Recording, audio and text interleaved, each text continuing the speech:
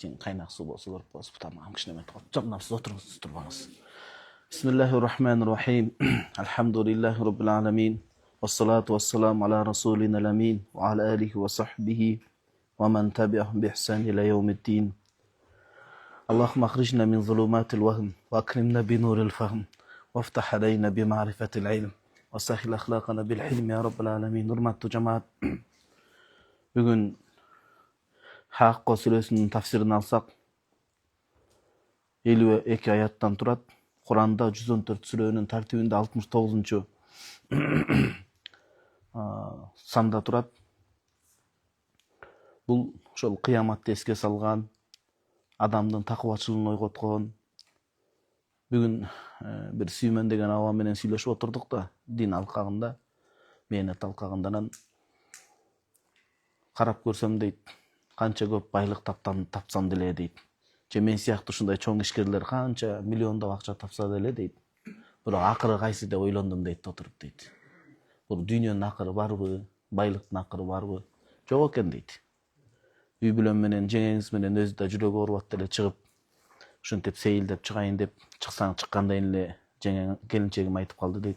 Үйгө кайта берсек болобу деп. Неге десе, ушу 5-10 мүнөт 5 саам убагында тияктан, бияктан ар кандай жумуш алкагында чалуулар келип отуруп, баягы ооруп аткан жеңебизге дагы эс алуу сыяктуу болбой калыптыр дейт да. Бул байлыктын түбү эмне менен бүтөт? Канчалык акча тапсаң деле, канчалык байлык таксаң деле акыр түбү мындай бир ашыкча бир башка жүк. Кыргыздар бир сөз менен айткан экен, артыктуу өлөт башка жүк депчи. Мындай бир тынчсыздык, жүрөктөгү коопсуздук жашоого кыйынчылыкты алып келбесе кыйын экен да. Ошол эң чоң байлык бул биздин ыйманыбыз. Эң чоң байлык бул биздин адамгерчилигибиз. Эң чоң байлык Алла Таалага ыйман келтирип, пайгамбарыбыз саллаллаху алейхи вассаламдын сүннөтүн, мээнетин аркалаш түшүнгөн адам үчүн мындан чоң байлык жок экен. Мейли асман тиреген үйүбүз болбосун, бирок ошо келинчегибиз менен катып калган нанды бир сууга чылап ичке турган болсок деле, бирибизге болгон сый болсо, адал сүйүү болсо, балдардын астында ата-эненин орду болсо, балдар өздөрү билип намазын окуп, мектебин жакшы окуп, уурулукка барбаса, тетири жолго барбаса, мына ошол чоң байлык болуп эсептелет экен да. Айтайын дегеним, бул динден өткөн байлык жок, ыймандан өткөн байлык жок. Баары бир бара турган жерибиз көр экен. Албетте мусулман тың болуш керек, кыйын болуш керек, бирок ушу дүйнөгө кул болуп өтүп калбаш керек экен да.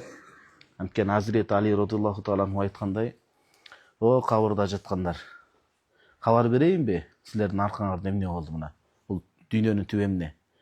Күнү түнү жаратканга да убакыт бербей ибадатка, такыбачылык кармабай, ата-энеңерге, үй бүлөңөргө убакыт ажыратпай, балдарыңарга тарбия бербей, дүнүйө деп аркасынан жүрүп жүгүрдүңөр эле, ал башка эле бирөө эйлик кылып жүрөт азыр.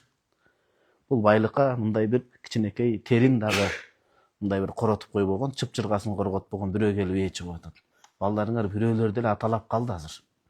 Ар ким өзүнүн жашоосу менен өтүп атат дейт да. Албетте жашоодо тың болуш керек, бирок ошол негизги байлык бул жерде дин экендигин, ыйман экендигин, мекенге кызмат кылуу экендигин унутпаш керек да.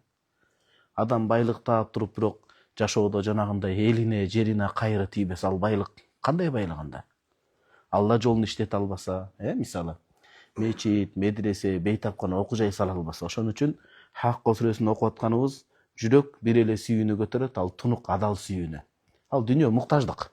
Аны сүйүп кереги жок. Аны сүйсөңүз эле адашасыз. Аны сүйсөңүз болду, ал өзүнүн барымтасына кулчулукка сизди арбап, жылаан арбап ээлеп алат го. Ошол сыяктуу сизди ээлеп алат, өз кылтагынан чыгарбайт сизди. Жүрөктөгү сүйүү таптаза гана нерсени сүйүш керек, ал назик. Ал сүйүүдөн жүрөк эч качан жабыркабай турган сүйүүнү сүйүш керек. Кордук көрбөй турган, зардап чекпей турган, эртең зарлап, ыйлап калбай турган гана сүйүүнү сүйүш керек да. Ошон үчүн Ахсаб сүрөсүндө Аллах Таалам бир адамга эки жүрөк берген жокпуз, эки нерсени сүйө тургандай. Ар бир адамга бир эле жүрөктү бердик дейт да. Ал таза сүйүү ошол дин сүйүүсү. Жаратканга болгон сүйүү, пайгамбарыбыз саллаллаху алейхи вассаламга болгон сүйүү, сахабаларга, пайгамбарлардын мураскорлору, аалымдарга, Аллага жакын пенделер, олия пенделерине, дин мээнетине болгон сүйүү. Мына ушул сүйүү жүрөккө толсо, бул бир гана жакшылык алып барат экен. Жүрөктүн бактылуулугун ачат экен. А башка сүйүү жүрөктү кыйнайт экен да. Ошон үчүн ошол тарызда Хакка сүрөсүнүн тафсирине токтолсок, Аллах Таалам айтып атат, вактыбызга береке берген болсун. Бұл қияматтың аттарының бірі. Хаққо деген қияматтың атын ескерте тұрған сүре. Бисмилла. Әл-Хаққо. Хаққо деп атады Алла Таала өзі. Шашпай тұрыңыз, негізі бұл қияматтың аты. Әлләти тадуққул қалба даққан дейді. Адамдың жүрегін, Ал-Қария сияқты, адамдың жүрегін қату қорқыныш алып келе тұрған бір қияматтың аты. Ошоны ұққанда адамдың жүрегі болқ етіп шашырап кетеді дейді. Мәл-Хаққо ли ta'zim ша'n дейді тафсир илиминде. Ал-Хаққо эмне экенин силер кайдан билесиңер дейт. Ким кабар берди силерге? Бул деген сөз көңүл бургула маани бергиле. Хаққо деген бул өтө бир маанилүү, маңыздуу, орчундуу, күрдөлдүү маселе дейт. Буга сөзсүз кунт коюп маани бергиле деп атат да. Бул жөнөкөй катардагы нерсе эмес. Үчүнчү рет кайталап атат Алла Таала суроо берип. Ва ма адрака мал хаққо. Хаққо эмне экенин силер каяктан билет элеңер? О Мухаммад пайгамбар Расулуллах, биринчи кезекте сен жана экинчи кезекте сенин кыяматка чейинки доор сүрүп өмүр сүрүп жашаган үммөтүң хаққо экен ким каяктан билет эле дейт да. Үчүнчү рет сурап аткан. Аллахым билбестен сурап аткан жок, билет. Билип туруп сурап атканы сиз менен биз бул нерсеге маани бериш керек.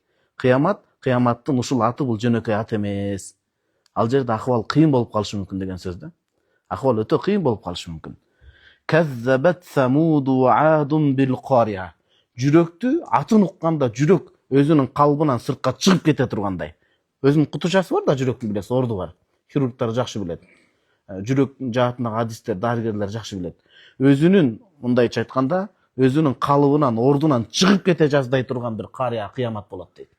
Ошол кыямат күндү дөө симал Аллах Таала күч берген, байлык берген, күч кубат, бой десе бой, ой десе ой, төрт тарабы кыбыламдай, бүт тарабы, төрт тарабы тегиз, телегеи тегиз болуп, бүт күч кубат берген Самуд коому жана Аад коому, бул ошол араб жарым чөлкөлөрүндө өткөн дөө адамдар болгон. Ушулар күчтөрүнө таянып, акылдарына таянып отуруп кыяматты жалганга, төгүнгө, калпка чыгарышты дейт. Булар боюна Кудай Таала берген күчүнө таянып кетишти да. Азыркы күнгө чейин археология илимин Аллах Таала бир тарыхты тасдыктай турган кылып чыгарган экен. Бүгүнкү күндө ошо Иорданияда, араб жарым аралдарында, Хижаз өлкөлөрүндө булар тоодон үй чегип жашап алган издери али күнгө чейин бар. Элестетиңиз, али күнгө чейин ошо тоолордон кадимкидей үй, хан сарай жасап ошол жерде жашашкан да. Шунчалык чоң болгон. Сөйөктөрү да табылган да, шунчалык чоң. Булар Қария, кыямат күндү жалганга чыгарышты дейт. Кыямат эмне үчүн Қария деп атап атса, Қара деген эшикти тыкылдатуу. Бирок бул эшикти тыкылдатпайт. Кыямат кайың болуп күн батыштан чыкканда адамдардын жүрөгү башкача ритмде согуп туруп, жүрөгү чаначынан сыртка чыгып кете жаздайт дейт. Бардыгы. Мындай чыгып адам катуу корккондо адреналин билесиз, кан чыгып кыйналып кетет эмеспи? Жүрөктүн согушу тездеп кетет. Ал ден соолукка кыйын, инфаркт болот, башка болот. Ошондо жүрөк кадимкидей денеден монтип шишип сыртка чыга тургандай болуп калат дейт да кыямат кайын. Андай коркунучту адам баласы көргөн эмес дейт. Фамма анан ар бирин Аллах Таала айтып берет эми. Самуд коому, Аад коому убагында кыяматты жалганга чыгарышты эле, чектен ашып бузукчулукка жол беришти эле. Булар кайсыл азап менен жок болгон себебин айтат эми. Карасаңыз, биринчиси фамма самуду, Самуд коому. Тарыхта бүт тастыкталган. Булар фаухлику бит-тогия. Мындайча айтканда, катуу мындай бир азап менен жокко чыгарылды дейт. Өтө оор азап менен, тогия деген чектен ашкан оор азап менен булар жок болунду дейт. Кээ бир риваяттарда ачуу, катуу, айкырык, кыйкырык менен деп келет. Асмандан катуу үн чыккан, ошол катуу кыйкырыкка дуушар болуп, булар жок болду дейт. Ал кыйкырык булардын жанагындай адамдын билесизби, медицина тармагында кулактын угуу аба жыштыгы белгилүү гана норманы уга алабыз. Аллах Тааламдын мээрими да. Эгерде анын жыштыгы 1 миллиметрге жогору же ылдый болуп кетсе, адам баласы кандын, артерия, венанын айланганын угуп эле жүрөгү чөбөлүп калмак экен да. Анткени Аллахтын ушунчалык мээрин карасаңыз, кан эмне деген баягы мен түптө чоңойгон үчүн түптүн суусун элестетели, биякта көлдүн элестетели, толкундаганда толкун кандай көбүр шабыр болуп толкун урат мисалы. Ошол сыяктуу адам өзүнүн канынын айланып жүргөнүн, циркуляция болуп айланып аткандыгын көтөрө албай ошондо нерв болуп өлүп калмак да. Же болбосо бир аз эле жана аба жыштыгы, кулактыгы бузулганда чымын-чиркейдин канатынын какканы биздин жашообузду мындай бир тозок айландырып коймок. Демек бизге Аллах Таалам кулакты ушундай чоң неамат берди, уга турган керектүү нерсени гана берди да. Ал өтө ылдый нерсени да укса болбойт, өтө бир жогору болуп кетсе дагы ал ачуу кыйкырык катуулукту көтөрө албайт ал. Кандай бир кулак неаматын берген элестетиңиз. Биз өмүр бою кулчулук ибадат кылсак дагы кулактын акысын бере албайбыз. Эми медицина тармагында талаш тартыш бар экен. Эмбрион бала түйүлдүк болуп эненин жатына коюлганда биринчи кулак кайсыл орган биринчи жетишет деп талаш тартыш бар. Аны медицина кызматкерлерине тандайлы. Бирок бардыгы макулдашкан маселе кулак алгачкы, эң алдыңкы орундагы баягындай жүрөктөн кийин иштей турган мүчөлөрдүн бири деп айтышат. Алгачкы, алдыңкы. Неге десе, Аллах Таалам биринчи сүйлөштөн алдын, бул жашоонун тартиби экен дережеси. Сүйлөштөн алдын, өкүм бучуудан алдын угуш керек деп. Биз Кыргызстан элинде жашап атабызбы? Мамлекет башчы ажообузду угуш керек. Укпай, итаатсыз болсок, өзүбүзгө чоң жамандык тилеп алган болобуз. Андан кийин өзүбүздүн көл өрөөнүндө башчыбыз бар, губернатору бар, мисалы башкасы бар. Аны угушубуз керек. Бир гана ачык шариатты бузуп, арамды адал, адалды арам десе ал башка маселе. Башка учурда биз итаат кылып угабыз. Үйдө үй бүлөнүн башчысы ата, атаны жеңебиз да угушубуз керек, апасы, балдары да угуш керек. Айылыбызда имам бар. Мисалы азыркы президентте биз имамга келип атабыз, карасаңыз, бир кулак маселеси. Ошентип айылда имам бар, имамды баарыбыз угушубуз керек. Имам менен эсептешпесек болбойт. Анткени жашоодо укмайынча биз ийгиликке жете албайбыз. Бала дагы энесин курсакта жатып угуп, киндиги туташтап коет, энеси эмнени укса, эмнени көрсө ошол түз багага таасир этет экен да. Куран угуп атса Куран таасири, хадис угуп атса хадис, жакшы сөз, музыка угуп атса ошонун дагы таасири.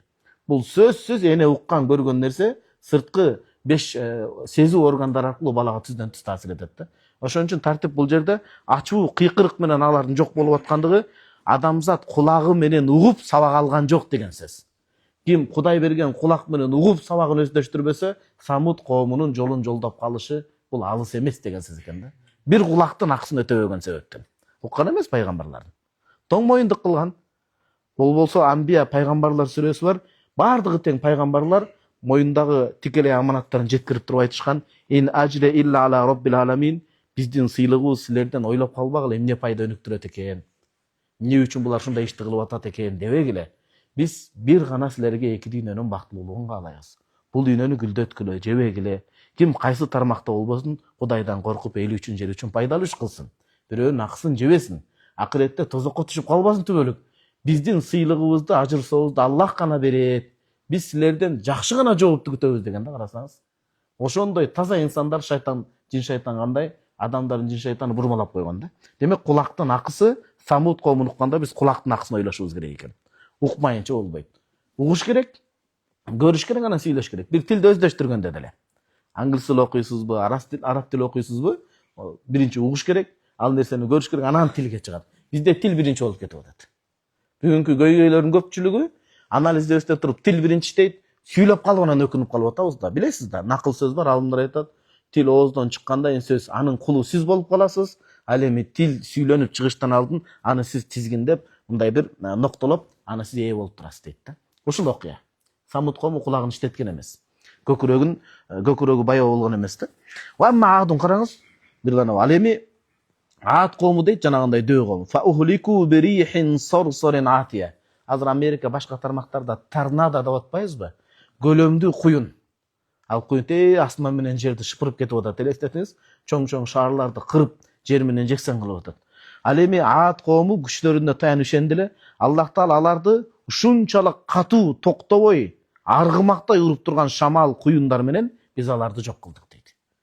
Куюн, чоң көлөмдүү дөө куюндар менен жок болуп кетишти дейт. Адамдын жашоодо иманы болбосо, шамалчалык баркы калбайт деген сөз бул. Бул аяттан биз кандай өзүбүзгө пайдалуу? Мурдагы аят чыныбыз кулактын акысы. Бул жерде адамда жашоодо салмак болуш керек экен. Салмак дегенде азыр ожирение семирип атып, кечирип коесуз, менин курсагым карабай туруңуз. Боордун май басканын айтып аткан жокпуз. Жашоодогу биз баалуулуктардын салмагын айтып атабыз. Ар бир адамдын Кудайдын астындагы баалуулукту канчалык карманса, ошого жараша анын кадыр баркы болот экен.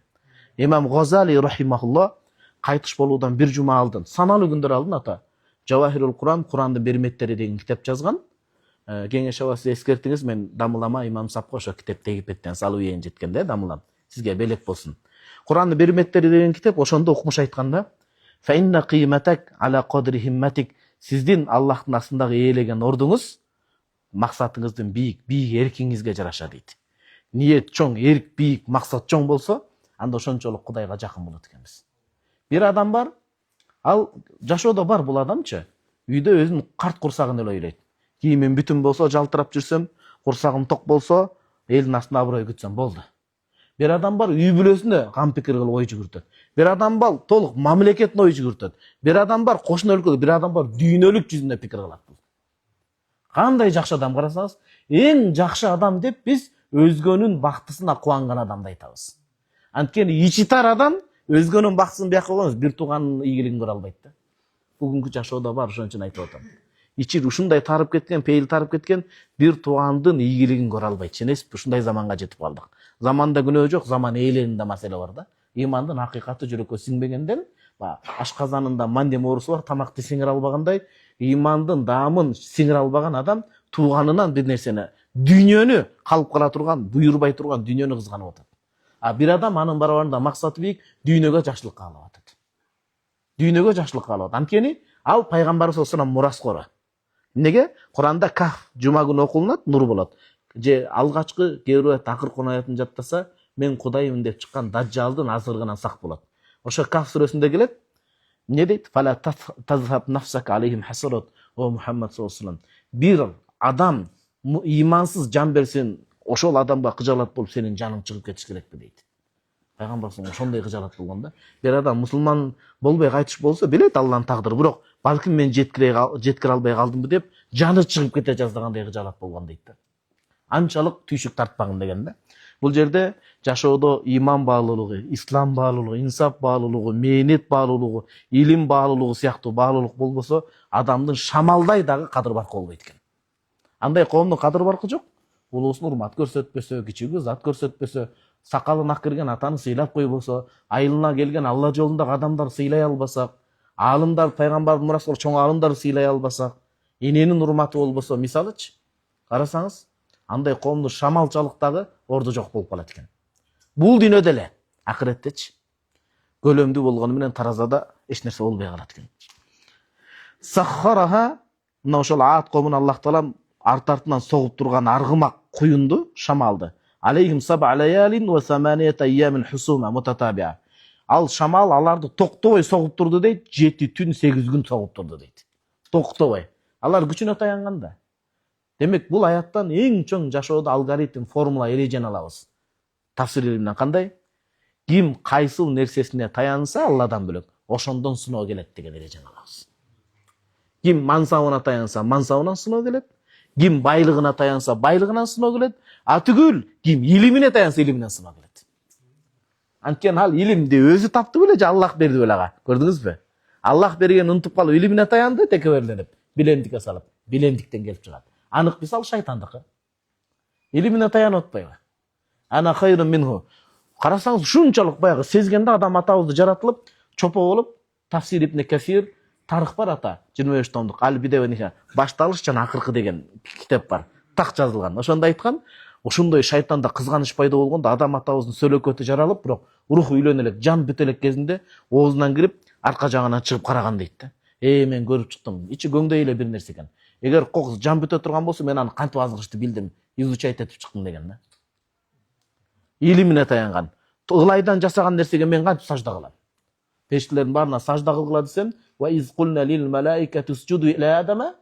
Периштелердин баардыгы сажда кылды, илля иблис аба вастакбара кана минал кафирин. Бой көтөрдү, сажда кылган жок, капыр болуп атат, Кудайдын буйругуна каршы чыгып. Өзүн жакшы деп илимине таянган себептүү. Демек, жашоонун сыноосу, жыйынтыктап айтсак, ким эмнесине таянса Алладан бөлөк, ошондон сыноо келип калышы мүмкүн экен. Бала чакасына таянса, бала чакасынан сыноо. Ошон үчүн бул жерде Алла Таалага тобокел кылуу. Кыргызда муну бир эле макал менен айтып турду Марсел шейхим. Тобокелчи тоо ашат деп. Көп нерсени айткан эмес, жашоодон эле алып койгон, тоонун мисалында. Тобокелчи тоо ашат болду. Кимге тобокел? Кудайга тобокел. Сизди көйгөй каптап атабы? Аялыңыз таарынып кетип калдыбы? Ата-энеңизден сыноо келип атабы? 2 рекет. Анын чечилүүнүн жолу жай намазды алып, 2 рекет Кудайга тобокел кылып, намазды окуп, анан себепти башташ керек. Тобокел деген нерсе болуш керек. Та Куранда бөлөк бир аятта фаиза азамта фатаваккал алаллах, бир нерсеге бекем бел байласаңыз, биринчи Кудайга тобокел кылыңыз дейт. Биз жашообузду карайлычы, көйгөй түшсө биринчи эмес, акыркы орунга Аллах түшүп калып атпайбы? Биринчи тааныштарды издейбиз го баарыбыз эле. Бул биздин алсыздыгыбыз да. Муну издеп көрөбүз, дигини издеп көрөбүз. Болбой калганда анан үмүтсүздүктөн 2 рекет окуп атабыз. Анда деле жүрөгүбүздө шек бар да, кабыл болобу я дегенчи. Негизи андай болбойт экен да. Бул жерде 7 түн 8 күн хусуман токтобой шамал алар туруп турган дейт. Күчтөрүнө таянгандалар дөө болгон. Ошол шамал аларды жанагында азыр бираздан келет. Каннахум ажазнахл хавия деп. Курма дарактар бар араптардын. Курма даракты тамыры менен мындай четири болуп калган дейт да. Бак дарак дүмүрүлүп, мүдүрүлүп алынып, мындай тамыры көктү карап калган деп атат да. Фатарал каума ал коомду дейт. Аллахтын азабы келгенде фиха сор'a баштар алынган будай сыяктуу болуп калган дейт. Будай болуп калып каннахум ажазнахл хавия. Ичи көңдөй, ичи бош. Ичи бош курма дарактарындай болуп калган дейт. Курма дарактын куйруктарындай болуп калган деп атат. Мындай орду алмаш, ичи көңдөй, ичи бош болуп калган. Эмнеге ичи бош? Курмага салыштырып атат, анткени иман жок. Иман жок адам Кудайдын астында ошол курма дарагынчалык кадыр баркы жок экен да керек болсочу. Жашоону мындай көрктөндүрүп турган нерсе иман экен да тууган. Иман болбосо бирибиз деле бирибиз укмак белек. Эшу неберем менен тең баланы эмне кылам деп атабыз айтат эле дегер иман жок болгондо. Мен деле тиякта үй бүлө бала чакам ооруп, өзүм кыйналганыма жарашпай, жанымды кыйнабай тиякта отурат элем да имандан түшүнүк бербесе. Мисалычы, мунун баары эмнеге кылынып атат? Биз иман келтирдик Аллах Тааладан сооп үмүт кылып. Балким ушул бир кадамга Кудай бакыт жазабы. Анткени мына бүгүн Чыңгыз аба менен сүйлөп, бир жана Сүймөн аба менен сүйлөшүп отурдук, экинчи Чыңгыз аба менен сүйлөшүп отурдук. Кыргызстан боюнча түрмөлөрдүн башын караган. Өтө дааватка чыгат, так өтө мыкты адам айтат. Өтө сонун нерсени айтып атат. Чубак Стазовдун тойгон ажа Чубак Стаз дос жазган китепти окуп атам дейт. Көрсө дейт, Жалил, Чубак Жалилов атабыз. Чубак Стаздын чоң атасы. Көрсө ошо дуа кылган экен да, биздин урпактан аалым чыксын деп. Биз дуа кылабыз, бирок шашылып атабыз да. Чыңгыз айтып атпайбы? Укмуш нерсени айтып атат да, жашоон көргөн адам деп эмне дейт? Жана үрөндү себесиң, дуа кыл, бул үрөндү сепкен дейт. Ал үрөндү сепкенде биз үрөндү сеп жазында. Эртеси эле мөмөнү күтүп атабыз да шашылып. Көбүнүн акыбалы ушундай. Үрөндү септик жазында. Жазында эле баягы мөмө жемишти күтүү бул акылсыздык да, туурабы? Сабырсыздык да бул. Пайгамбарыбыз саллаллаху алейхи Сахih Муслим ушуну айтып атпайбы? Юстажабу ли ахадикум ма лам я'жал яқулу да'аутуху фалам юстажаб ли. Силердин бирөөңөр дуада шашып кетпесе эле кабыл болот дейт. Аны шайтан шашып токтотуп коет экен, мен дуа кылып атам, майнап жокко, үзүр жокко гана депчи. Демек, дуа ушундай экен, бирөөдөн бата дуа алсаңыз, үрөн эгилди, аны эртең сөзсүз күз келет экен да.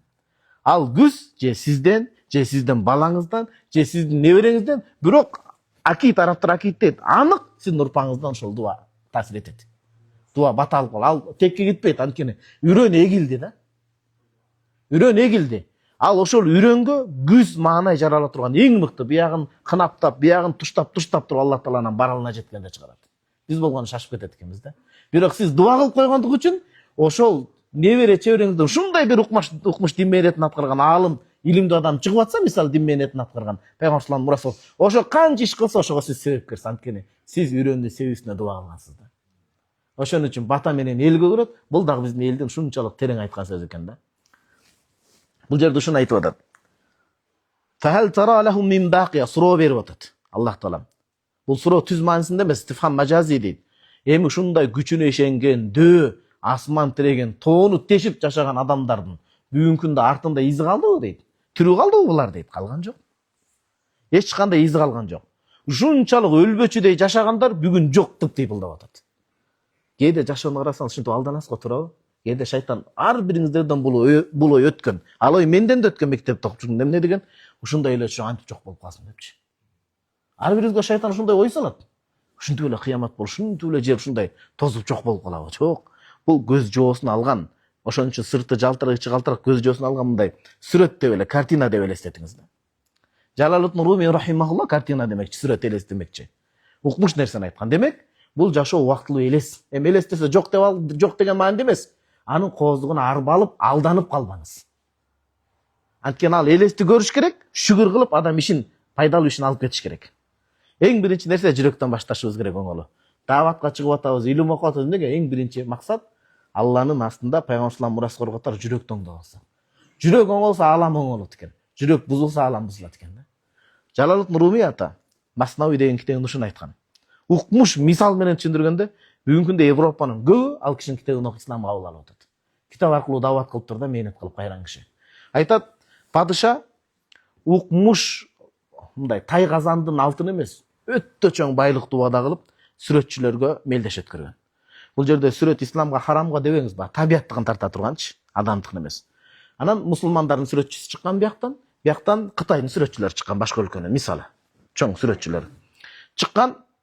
Анан беркилер укмуш мындай дубал, бир имараттын эки дубалын тартыш керек болгон. Булар оң жак бетин, булар сол жак бетин. Укмуш көз жоосун алган сүрөт тартып коюшкан. Мусулман сүрөтчүлөр алардай тарта алган эмес. Булар эмне кылабыз деген. Булар сүрөттү тартуудан алдын кел дубалды тазалайбыз деген. Караса дубал кир экен да. Булар дубалды ушундай күзгү сыяктуу дейт го, жалтыратып. Тазалаганча эле баягы мелдешке берилген эки ай бүтүп калган. Тазалап отуруп, тазалаган кыйын экен да. Мындайча айтканда, сакалды өстүрүп, молдо болуп көрүнүп коюш жеңил экен. Бирок ошого татыктуу болуп жүрүш кыйын экендигин айтып атам да. Чыныгы сүннөткө татыктуу болуш кыйын болуп атпайбы туурабы? Азыр кылмыш кылгандар деле сакал коюп атпайбы? Сакалга эме жок го, бирок карап отурсаң эмне? Ошолор баркын кетирип атат да дининчи. Киши өлтүрүп атат, башка кылып атат, Кудай сактасын. Анан булар ушинтип эки айда гана тазалап, кырып, эми сүрөт тартайын дегенде мөөнөт бүтүп калган. Падышанын жарлыгы келген. Анан ал жерде биринчи булардыкын көргөн. Мусулман эмес сүрөтчүлөрдүн укмуш көз жоосун алган. Бирок алар түбүн тазалаган себептен анчалык жарыкка чыккан эмес. Качан мусулман тараптын пардасы ачылганда, айнектей таптаза болгондо, беркилердин тарткан сүрөтү өздөрүнө тарткан караганда, бияктан 10 эсе кооз болуп көрүнгөн да. Натыйжада булар утуп кеткен. Пендем оңолом десең биринчи жүрөктү кирлерден тазала дегенди киши. Сабак ушул бул жерде. Биринчи жүрөктү тазала бул жерден. Кекчилдиктен тазала, текебечиликтен тазала, менменсиндүүдөн тазала, мен кыймын деген тазала. Мен кыймын дебей, Аллахтын пендесимин деген даражага жетип согуп кала турган болсо, анда ал дене пайгамбарлык мээнетке татыктуу дене болуп эсептелет дал ошондо. Ошол дене илим алууга татыктуу дене болот дейт. Карасаңыз, жакшы болуп аста-аста жаман болуп кирип аста. Ошон үчүн биринчи бияк тазалап алышыбыз керек экен да. Булар таза болгон эмес да. Булар таза болбогон үчүн Аллах Таала булардын изин калтырган жок. Ал эми Кыргызда да макал бар, бүт динге буюрса жана китеп жазып аткам Жашыл көчөт. Ошол жака кошоюн деп атам да. 40 макал түбү тур хадис менен аякка барып та калат. Ошондо арапташуу диби деген нерсеге көп баягындай бөгөт коюлат эле да. Ошолордун бири жаман ата жакшы балага, жакшы ата жаман балага 40 жыл деген макал бар экен ата. Бул баягы Каф сүрөсүндө келет. Ва кана абухума солиха. Эки жетимге Аллах Таала жакшылык кылган, караса, ал эки жетимдин 7-чи атасы баба чото деп кете берет го. 7-чи атасы жакшы адам болгон экен. 7-чи атасынын жакшылыгы небересине тийип атат. Туган, кейибеңиз. Жашоодо суноо баарында бар. Мындай ойлоп калбаңыз да, Куранда келет да. Мен иман келтирдим, болду, сүттүн үстүндө гана жашайм дебеңиз. Суноодон эч ким куру калган эмес. Пайгамбарлар да куру калган эмес. Бул суноо убактылуу өтүп кете берген. Мисалы, илгерки кыргыздын адабий китептерин окусаңыз, кел, сынган кылыч, мисалы бүт Каныбек, көп узак жол, маркумдар үнү, чагылгандын көзү жашы, ушулардын баарын окуп чыксаңыз, алардын башында да сыноо болгон, бирок өтүп кеткен баары бирчи. Убактылуу өтүп кеткен. Биздин баштагы да сыноо кетет. Бирок негизги маселе Аллах менен болгон байланыш барбы жокпу сизде? Жүрөгүңүздө имандын күч кубаты, иманга мээнет барбы жокпу? Ошол маселе. А болбосо баарында ажоодон баштап азыр жаңы төрөлгөн ымыркайдын дагы өзүнө жараша көйгөйү бар. Анын көйгөйү эмне? Ушу курсагым ток болсо экен, апам таштап кетпесе экен деп. Азыр тили чыга элек балдар деле Кудайга дуа кылып калды, ушу апам телефон кармабаса экен депчи. Сүйлөй албайт, бирок айтайын деши ошол да. Тил бүтсө ошону айтмак да. Ушу телефон бале болду депчи. Айтмак ошону. Хакка сүрөсүн караңыз. Андан кийин бүт ааламдан, азыр биз ааламга чыгып атабыз. Ат Самут коомунан келдик. Кулак маселеси жана Алладан бөлөккө таянса ошол жактан шыпырылып жок болорун сабак алдык. Эми Египетке көчүп атабыз азыр. Чоң цивилизация фараондордун. Кантип жок болду булар? Кантип жок болду? Ва жаа фирауну фараон. Ва ман qablahу wal mu'tafikatu bil khati. Mu'tafikat деген өрөөн болгон. Мына ошол фараон жана андан алгачкылар жана кийинки коомдор хатия өтө чоң ката иштерди кылды дейт. Өтө чоң ката иштерди кылды дейт. Өтө чоң ката иш кылган эмне? Алла жолуна чакырган Аллахтын элчи пайгамбарларына каршылык көрсөттү булар.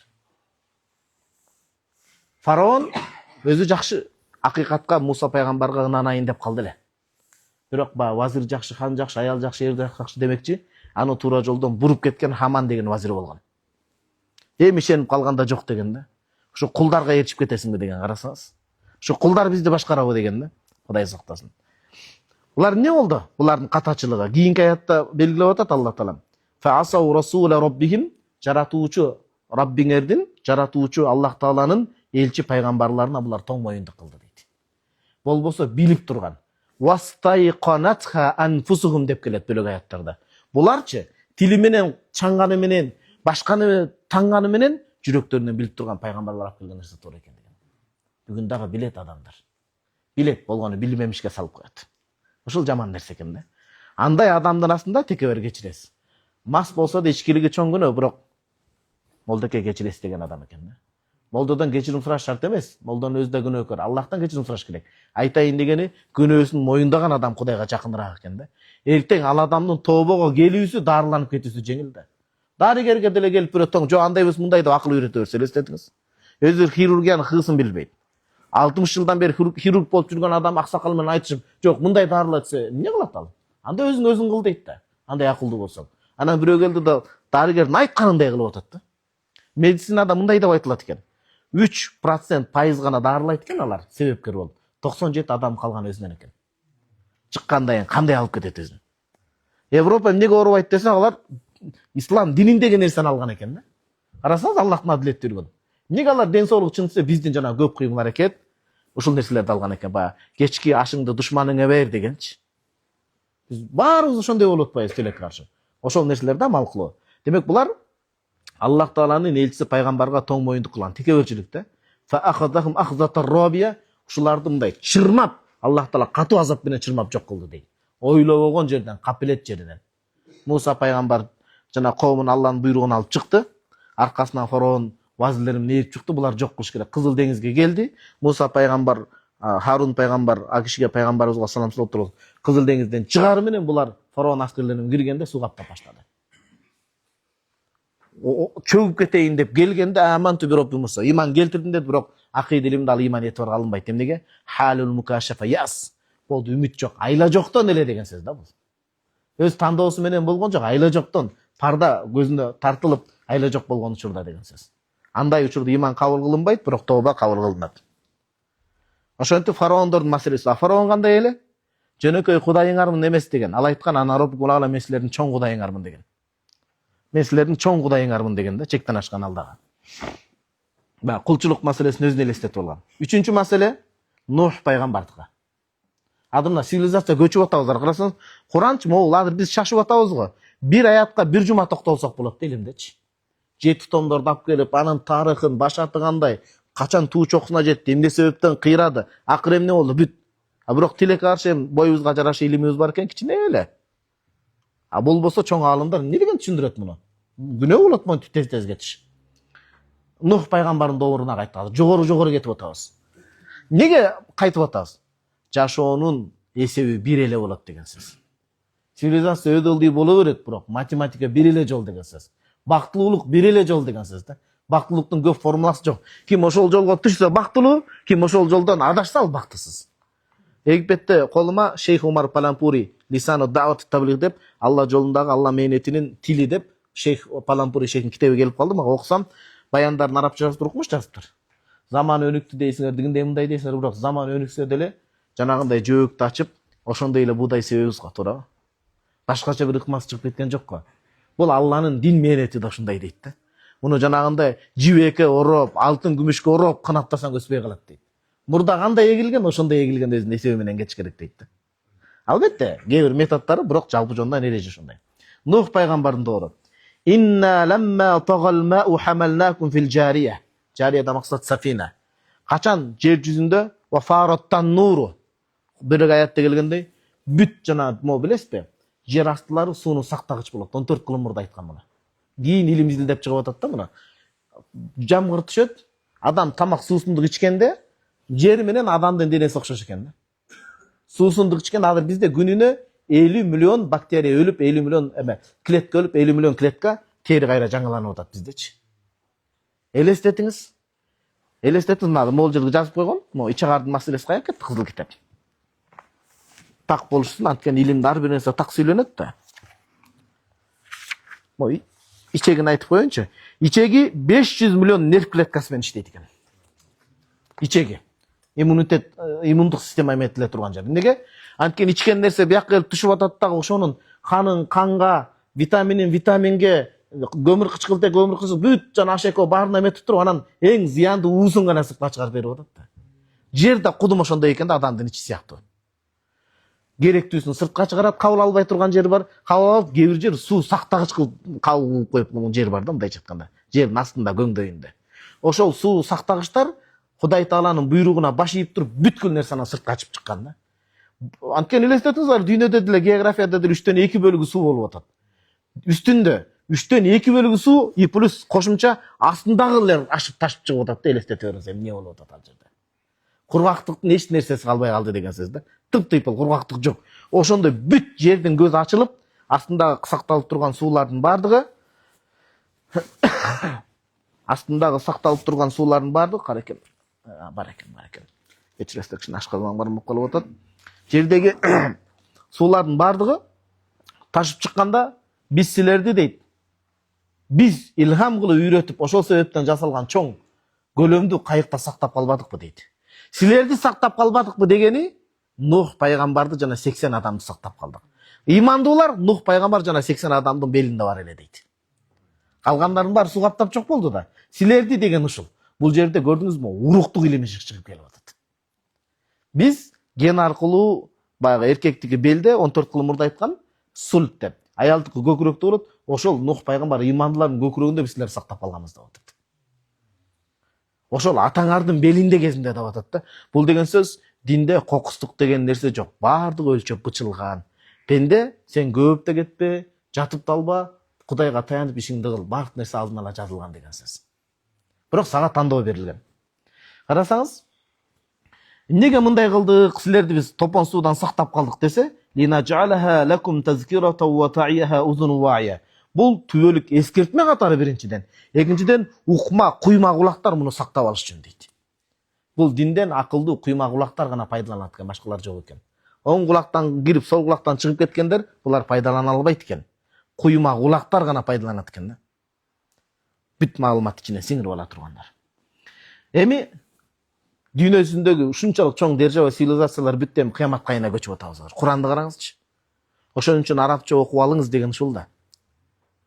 Адамдар экономикасын чыңдоо үчүн башка тилдерди билип атат. Диниңизден ырахат алыш үчүн араб тилин үйрөнүп алыңыз деп ошону айтып атабыз. Бул арабташтыруу эмес. Куран окулуп аткан ушул маанисин түшүнүп атсаңызчы, сиз көз жаш чыгара албай тура албайсыз тууган. Имам Абу Ханифа рахимахуллахтан сурашкан. Аллага эң жакындаткан амал эмне десең, Алланын китебин окуу деген. Түшүнүп окуубу же түшүнбөй окуса дагы дейт. Түшүнүп окуса бул нур үстүнө нур дейт да. Эми кыямат кайын абалына кеттик.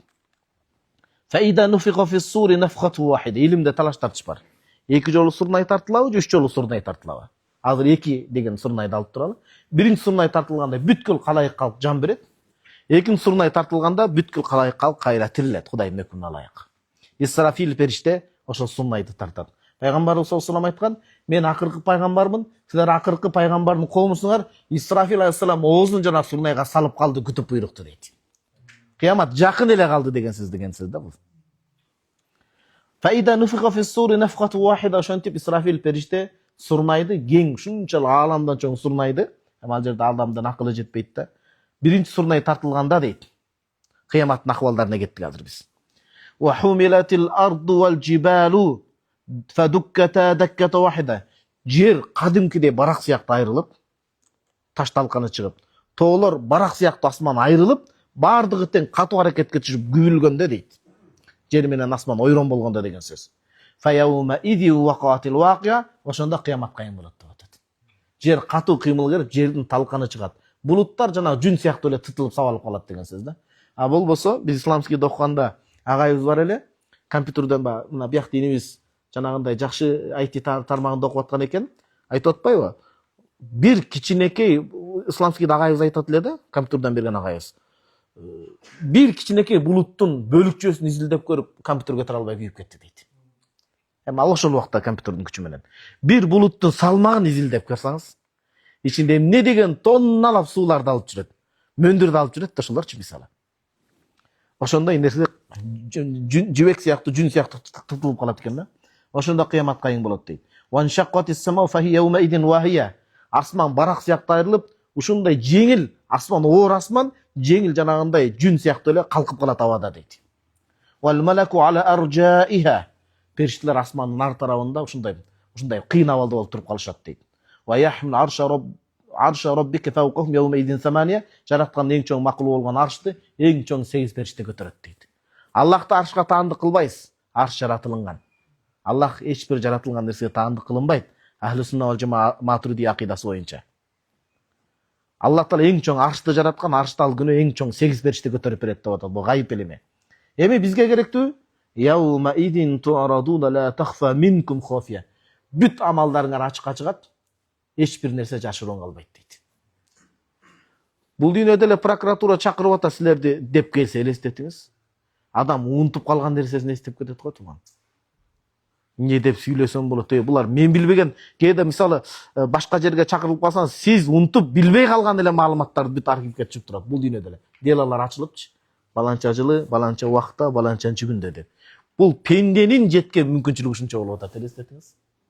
Пенденин жеткен мүмкүнчүлүгү ушунча болуп атат. Ама аякта ма ялфиду мин кавлин, адамда бир сөз сүйлөсө дагы илля валадайхи ракибун атид, көзөмөлдөп, күзөтүп жазып турган периштелерчи. Карасаңыз, ошо илгерки алтын доордо ушинтип айтышкан да, бизде өткөндө айттым го, 80ге чыккан аксакал чоң аталарыбыз айтат эле, иманыңды жебе деп дейт, калп айткандычы. А жана мурда ошо алтын доордо айтышкан, эки периштеңден уялсаң деп айтышкан да. Карасаңыз, жалгыз калганда да бизге эгер жалгыз калганда да эки периштеден уялып күнөө жасай албагандык, бул имандын туу чокусу да. Эмен айтат ата, Шейх Юсри деген устазыбыз бар, пайгамбарыбыз саллаллаху алейхи небересинен, Азырет Хусейн радыйаллаху таркаган, 40 жылдан бери токтотпой Багдадта сабак берет. Чоң алымыбыз, өзү хирург дагы. Айтат, бүгүнкү күндө жогоркуну айтып кереги жок дейт. Сыноо ушунчалык көп иманды жок кылып талкалай турган. Иманда кайтыш болуу чоң мужиза, керемет болуп калды дейт. Устаздар да бул сөзгө мындай көңүл буруп койсоңуз, бүгүнкү заманда иман менен, дин менен ушунчалык иманда кайтыш болуунун өзү чоң эрдик болуп калды бүгүнкү күндө дейт. А демек иманды талкалай турган, жана бизде 6 сыфат бар го. 6 сыфаттын биринчи сыфатка туруштук берүү чоң нерсе экен да, мындайча айткандачы. Элестетиңиз, биринчи сыфатка маани берүүчү. Неге Ибрахим пайгамбар Кур'ан-ы Керимде инна Ибрахима кана уммата вахида. Көп изилдендим да, ушун исламскийде окуганда да Египеттин эмне үчүн Куранды хатым кылып окуп атканда Ибрахим алейхиссаламга басым коюлат. Карап отурсаңыз, Ибрахим алейхиссалам өзү жалгыз бир коом болду деп келет. Башка жерде ханифа муслима ва ма кана минал мушрикин. Ибрахим алейхиссалам ханифи деген айкелге сыйынбаган, жалгыз Кудайды тааныган деп көп эскертилет. Десе, Ибрахим алейхиссалам пайгамбарлардын атасы деп бекер лакапка ээ болуп тур. Анткени Ибрахим пайгамбарыбыздын доорунда Аллага ширк кошуу ушунчалык көбөйүп кеткен экен да. Кыяматка чейин анчалык келбейт экен да ширк кошуу. Ошол менен күрөшүп өткөндүгү үчүн ал кишинин орду чоң экен да. Ибрахим атабыздынчы. Демек бул жерде иман менен кайтыш болуу бүгүнкү күндө чоң эрдик экен туугандар. Ошо Ибрахим алейхиссалам халилулла, Алланын эң жакын досу деген лакап кантип жетти десе, жер жүзүндө Алла тааланы жалгыздап билген момун жоктугунан канча кой байлыгы болсо, ла иляха иллаллах деп айтып койгон адамга байлыгынын тең жарымын бардыгын кече салчу адам болгон экен да. А бизге бүгүн бир момун бир тууганыбыз келип калса, акчабыз бар туруп жок деп атабыз го тууган. Алыс эмес бир тууганыбыз, караңыз, асман менен жерди айырмада. Атадан айырылып коюп атабыз. Аялыбыз менен кеңешебиз, башын чайкайт, а болду сиз да мынтип каласыз дагы, болду, атаңызга бербейсиз. Же мен жалган айтып атамбы? А убагында атаңыз сизге себепкер болгон. Атаңыз ошо күнү мамилеге барбаганда жок эле болот элек да биз себептер дүйнөсү. А ошон үчүн илимде айтат, атанын эң чоң тапкан кесиби бул бала деп айтат. Эң чоң кесиби пешене тери менен тапкан бул баласы. Ошон үчүн баланын өзү да байлыгы да атасыныкы депчи. Атадан байлыгын аяп аткан балага таң каласың. Демек кыямат чындап жакындаптыр да. Чындап жакындаптыр. Ошону айтып атат. Эч бир нерсе жашыруун калбайт дейт. Капилетте калбайт. Эми кызык жерине келдик. Эми көңүл буруп уйкулардан ойгонуп турабыз. Жана бир аз уктап алдыңыз го. Коранда айтып атканда Нух пайгамбар туура эле уктап алдыңыз негизи. Бирок могул жерден уктабаш керек да. Эмне дейт экен? Фамма ман утия китабаху бияминихи. Сүйүнүчтүү кабар. Жашоодо Куран ушунчалык Алланын сөзү биякты айтып, биякты да айтат да. Биз жалаң бир тарапты айтып кеткендиги үчүн эл кыйналып кетет экен да. Жөтө айкөл болуп кетебиз, гуманизм болуп, баары мейишти кылып. Келе баарын тозок кылып ийет да, ошентип анан ортодо адилеттүүлүк тайып кетет экен. А Куранда эки тарап бирдей алган. Фамма ман утия китабаху бияминихи. Аллах ушулардан кылсын. Амин деп коюңуз, амин деп. Кыямат эсеп кысап болуп атат. Жер быкылдап толуп калган. Азирет Али радhiyallahu айткан: "Мен силердин диниңерге шектенем" деп. Неге? Силер диниңерди ушинтип айтасыңар, не деп? Аллах бир учурда баарын эсеп кысап калат. Бул акылга сыйбайт го десе. Ооба, кандай эле бир убакта рызкы бергендей дейт. Бир убакта азыр рызкы, аба менен баарыбыз дем алып атабыз. Бул чоң рызкы эмеспи аба менен дем алуу? Ковид кезинде же бүгүн кичине май басып калса, же өпкөңүз иштебей калса, дем алуунун кадырына жетип каласыз да. Туурабы? Дем алуунун кадырына жетип каласыз. Кимде ким амал дептерин оң колунан берилсе дейт. Оң колунан берилсе. Фаякул, ал адам сүйүнгөндөн айтат экен эсеп кылса. Ха умуқрау китабы, туугандар, менин китебимди окугула, күбө болгула. Мага китеп оң колуман берилди деп сүйүнчүлөйт экен да бул. Шунчалык катуу сүйүнөт экен. Инни зананту деген айканту маанисинде бул жерде, тафсирде. Шек күмөн эмес, элүү. Бул жерде заныл кылып 160 эмес.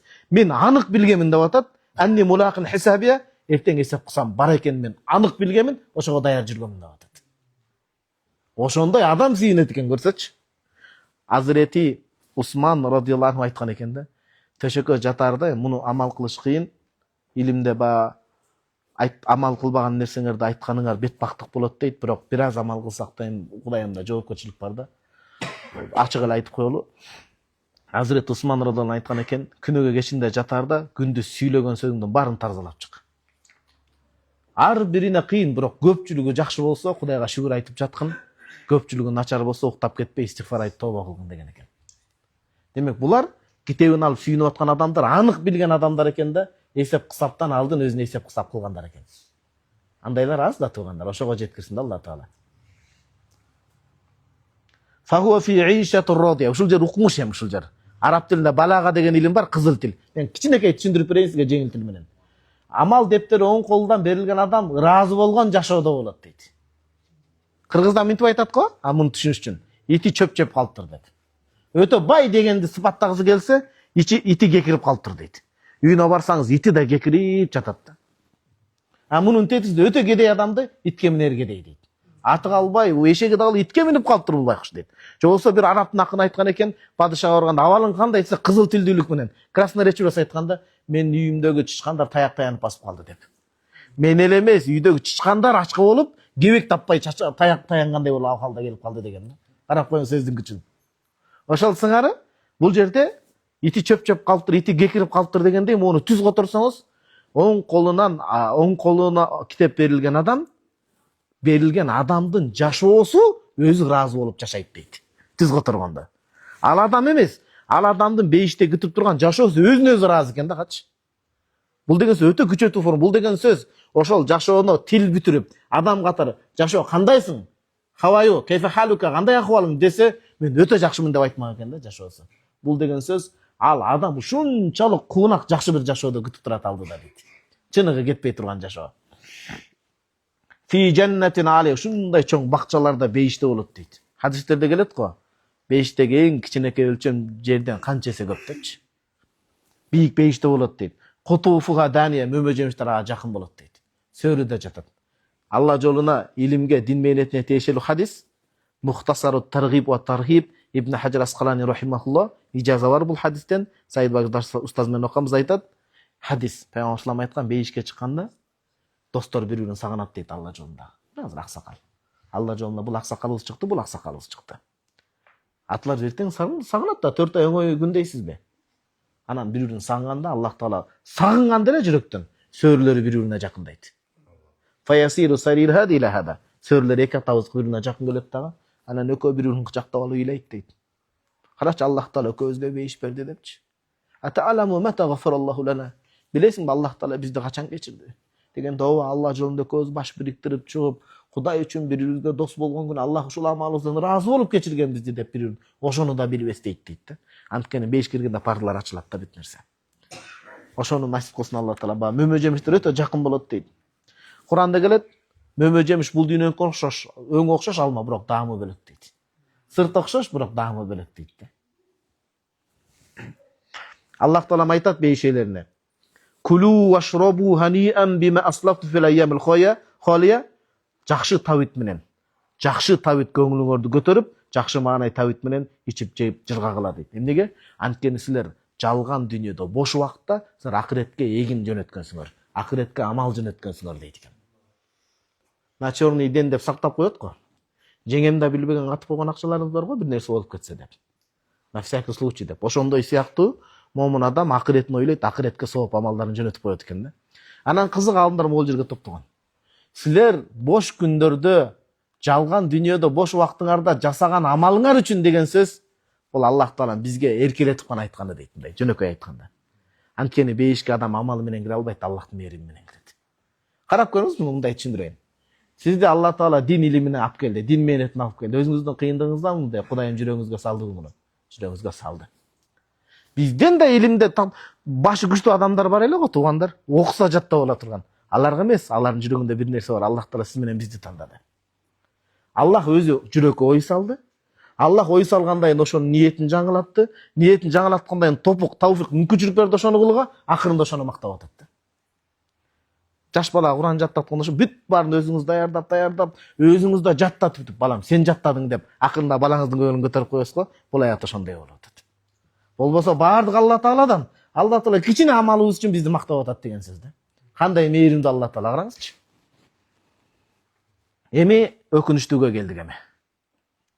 Wa amma man utiya kitabahu bishimalihi, кимге амал дептери сол колунан берилсе. Адамдар Ат-Тазкира китебинде имам Куртуби рахималла айтат, сол колунан берилишин билип калган адамдар колун жегенге даяр болуп калат дейт. Бул жашоодо эле жана уликаларды жок кылыш үчүн жана кылмыш жаза кодексинде темирин жутуп койгондор болот экен да. Мурдагы жардам беришкен, азыр темир жутуп койсо деле билесизби, текшере турган аппараттар чыгып калган. Адам ошого чейин барат экен да, Кудай сактасын. Анан ал эми кимге амал эсеп кысап кетеби сол колунан берилсе, фаякул ал адам өксүп айтат экен да, кан жутуп айтат экен. Я лайтани лам ута китаби. Ушундан көрөк китебим берилбей калсачы деп.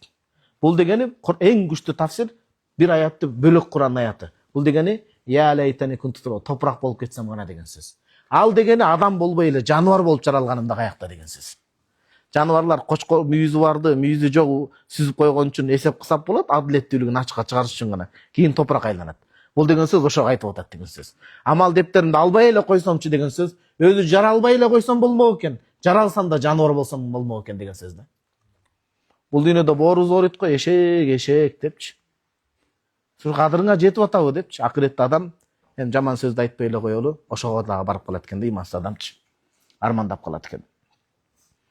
Валам адри ма хисаби, ушундан көрөк эсеп кылсам эмне экенин билбей эле койсомчу дейт. Я лайтаха канатул қади, ушул өлүм кади акыркы мени тирилтпей турган өлүм болсочу дейт. Түбөлүк өлүмдү эңсеп калат экен да ал жерде. Андай болбойт. Хадистер келген, тозоктон акыркы мусулман адам Алланын шапааты, пайгамбар саллаллаху алейхи вассалам шапааты менен, илимдүүлөрдүн Куран эси, жакшы амалдардын шапааты менен чыгарылып, бейишке кирген, акыркыларын Аллах шапааты менен чыгат. Тозоктун эшиги жабылат, бейиштин эшиги жабылат. Я ахлал жанна, бейишелерин чакырат, тозогойлор чакырып, жүрөктөр болкоп чакырганда, кочкор өлүм кочкор сүрөтүндө келет. Анан кочкор мууздалат дагы. Я ахлал жаннати фала маута хулуд, силерге өлүм жок, түбөлүк жашайсыңар эми. Тозогойлору, болду эми түбөлүк силер, түбөлүк деп ошондой болот да. Кудай сактасын. Бул жерде ошону айтып атат, өлүп тирилбей эле калганыбызда гана дейт. Караңыз эми, эң кызык жер келди. Жана бүгүнкү агабыз суроо бербедиби? Дүйнөнүн түбү эмне? Акчанын түбү эмне? Ал эсептеп чыгарып атат. Эми биз илим менен жүрүп, экономика жаатында мындай эмебиз го, билебиз, бирок илим менен жүрөбүз го, дин менен жүрөбүз. Көрсө азыр Кыргызстанда 2 үйү барлар миллионер деп эсептелет экен да. 2 үйү бар адам миллионер болуп эсептелет экен бизде. Орточо эсептегенде, экономик жагдайда. Ошондо айтып атат, халака ма агна анни мали. Шунча убактымды коротуп, жаштыгымды коротуп топтогон байлыгым бир пайдасы тийбеди го дейт. Адам күйүп кетет экен да ошол жердечи. Адам билген адашып кылбайт экен да, адам атайлап кылбайт калат экен деги адашып калат экен. Ошон үчүн эскертүүгө муктаж экенбиз да биз. Тууган депчи, бай болбо деген эч ким жок. Шариятты бузба, мыйзамды бузба, бирок ашыкча жүк кылба, кыйналасың өзүңдү. Жетишериңди ал болду.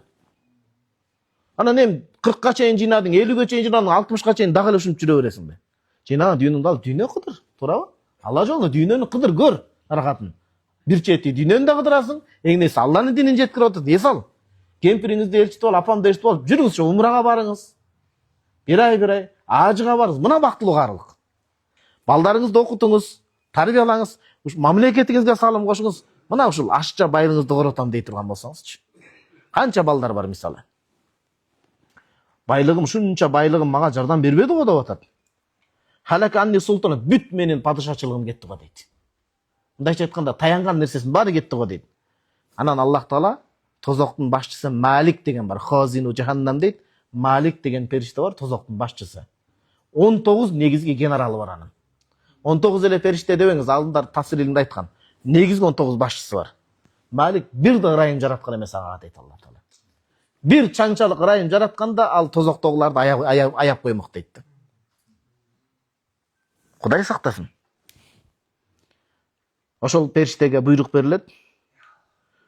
Худуху фагуллу. Муну алгыла да колун кишендегиле дейт. Ал кишен кечирип койсо оттон болот. Нарушниктер. Суммал жахима саллу. Кийин муну тозоктун отуна салгыла коргулган абалда. Сумма фи силсилатин зар'уха 70 зираан фаслу. Кийин муну колун, бутун, башын 70 чарчы, 70 чыканак болгон оттон бүткөн чынжырлар менен орогула дейт. Өзү качып да кете албайт бирок ошонсо дагы. Эмнеге? Жашоодо көп басып койгондон экен. Чек бар го? Ошо чектин ары. Чек арадан азыр мыйзамсыз өтүп көрүңүз, атып коюшу мүмкүн да чек арадан. Закон боюнча мыйзам ошого полномочиясы бар да, туурабы? Ким билет, балким ал аткезчилик кылып атат.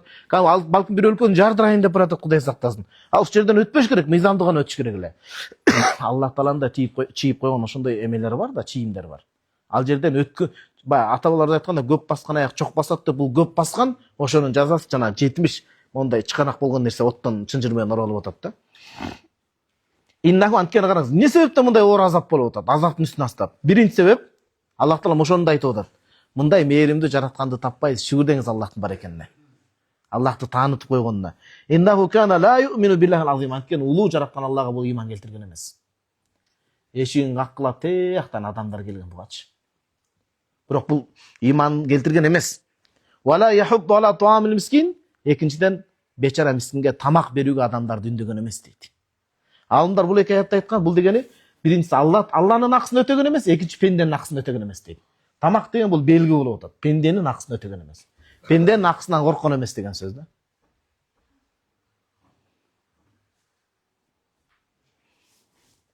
Бир сөздү айткым келди, бирок биздин эл аны көтөрө албай калат.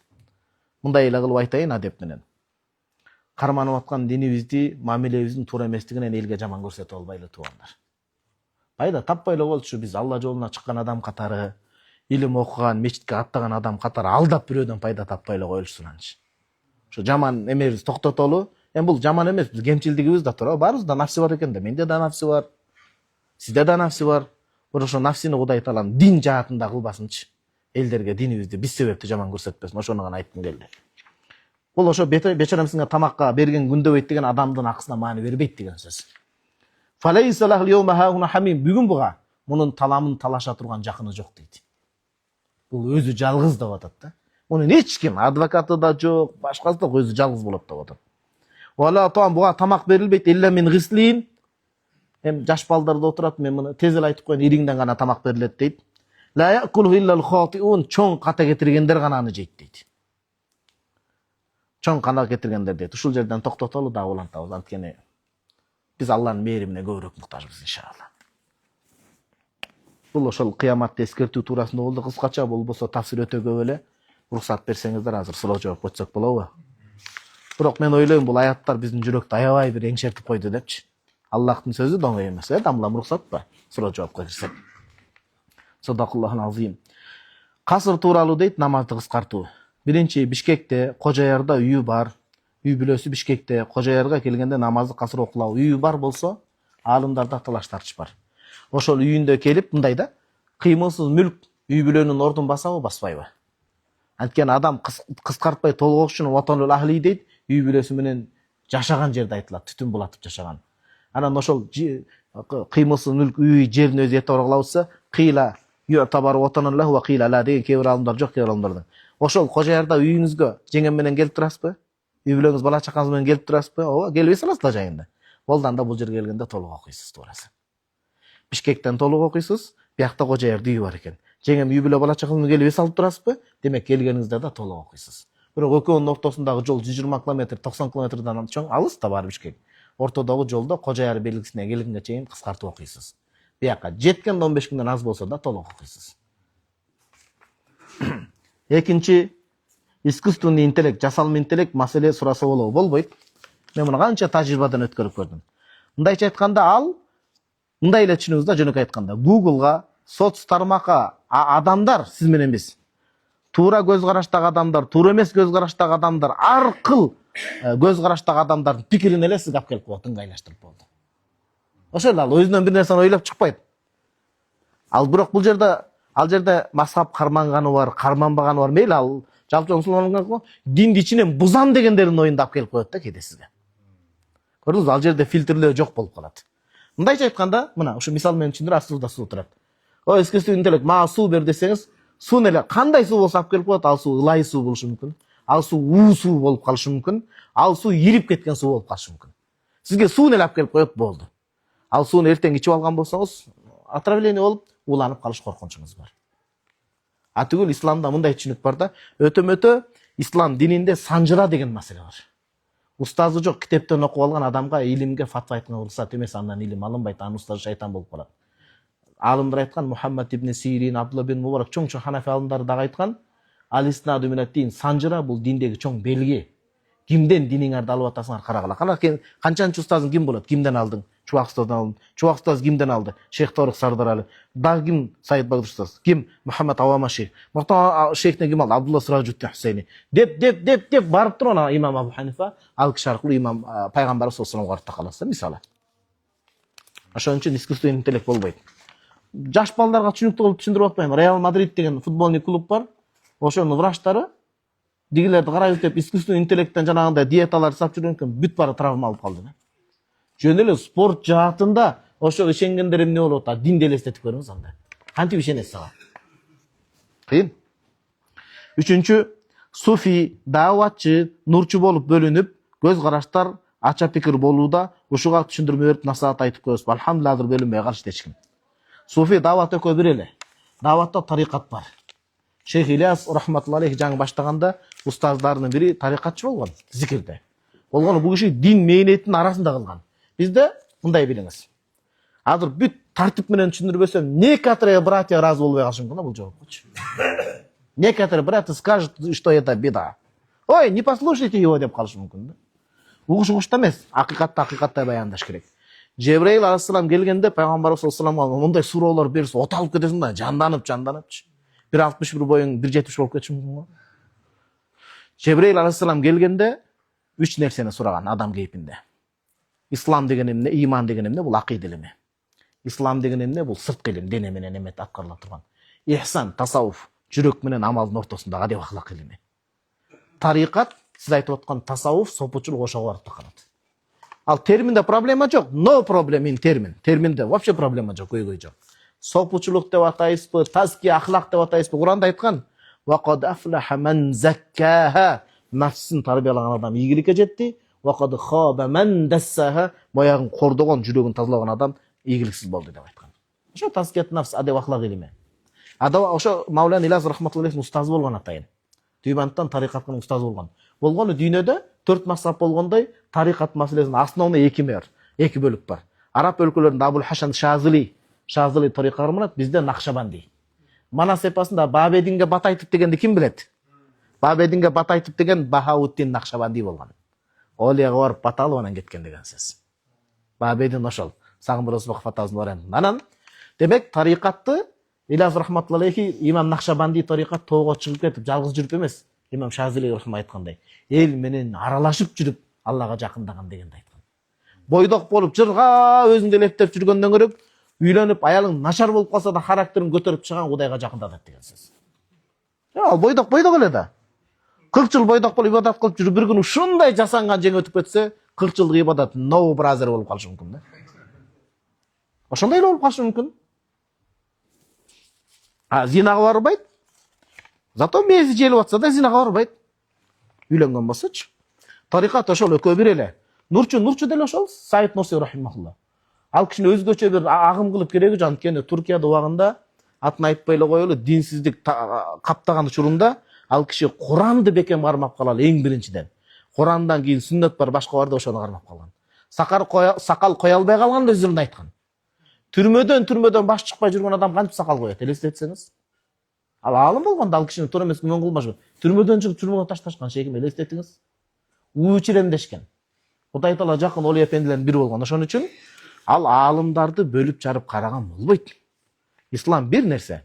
Ар бирибиз жанагы арабтарда биз биринчи окуганда ушул китептерин накыл созап келген арстан караса топоз бар экен. Күчтүү буйволдор. Ар кандай өңкөндө бирөөсү ак, бирөөсү кызыл ушундай көгүш экен, ар кандай өң. Анан булардын күчү бир болгондо бир арасына салдырбайт, анан айла жок алдап отуруп бири-бирден жеген да. Ошо айла жок алданбайлы. Кызыл чек бар, Ахлу сунна вал жамаа деген. Ошондон чыгып кетпесе эсеп бизге. Андан чыгып кетип намаз окубасаң капырсың, күч менен мамлекетти басып алыш керек, дей турган болсо биз ачык эле айтабыз. Кой. Шүгүр эт, кой, андай туура эмес, илим ал. Таала бери келсеңиз илим алыңыз дейбиз. Бул нерселерде иншалла карама-каршылык жок. Ошон үчүн мындай суроону экинчи бербеңиз, илим алыңыз. Ошо илим албаганда адам бирөөнүн колу менен тамак жегендей болуп калат да. Баардык нерсе орду менен келет, Сиз талаш тартышты коюңуз, иншалла баардыгы жакшы болот. Жакшылыкта мал союуну азайтса болобу? Жамаат жана имам бир баш союштан ашык сойдурбай койсо болот, Алла ыраазы болот. Президентибиз качандан бери ушуга кам көрүп атат, туурабы? Жакшылык эмес, жамандыкта да бодомал сойбогулаш деди го, туурабы? Адамдардын ар жагынан экен да демек, жеп көнүп калган да. Нафсини оңдош керек. Жакшылыкта көп мал сое бербеш керек, ооба. Эми жакшылыкта мейли, бирок ысырапкорчулук эмес. Мал союлуп, желбей ыргытылгандан көрөк, ал малдын башын сатып, түбөлүк инвестиция, илим, билимге сарптаган жакшы. Мына бүгүн мисалы, бул жашоодон да ислам баардык тармагын камтыган да. Жанагы Сүймөн Абаз менен отурсак айтат, Кыргызстанда дейт, 3-4 тармак бар дейт күчтүү, себептер дүйнөсү.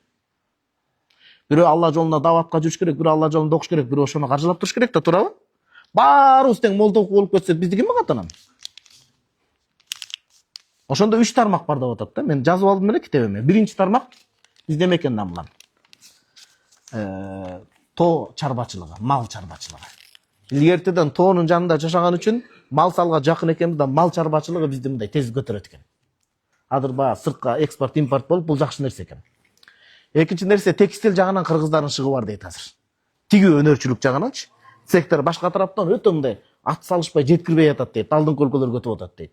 Үчүнчү тармагы жаштар үчүн IT тармагы, бул эми азыр күчүн алып баратат, нелер зок IT тармагы. Анан төртүнчү тармагы соодагерликти эми мындай кадам басып баратабыз дейт.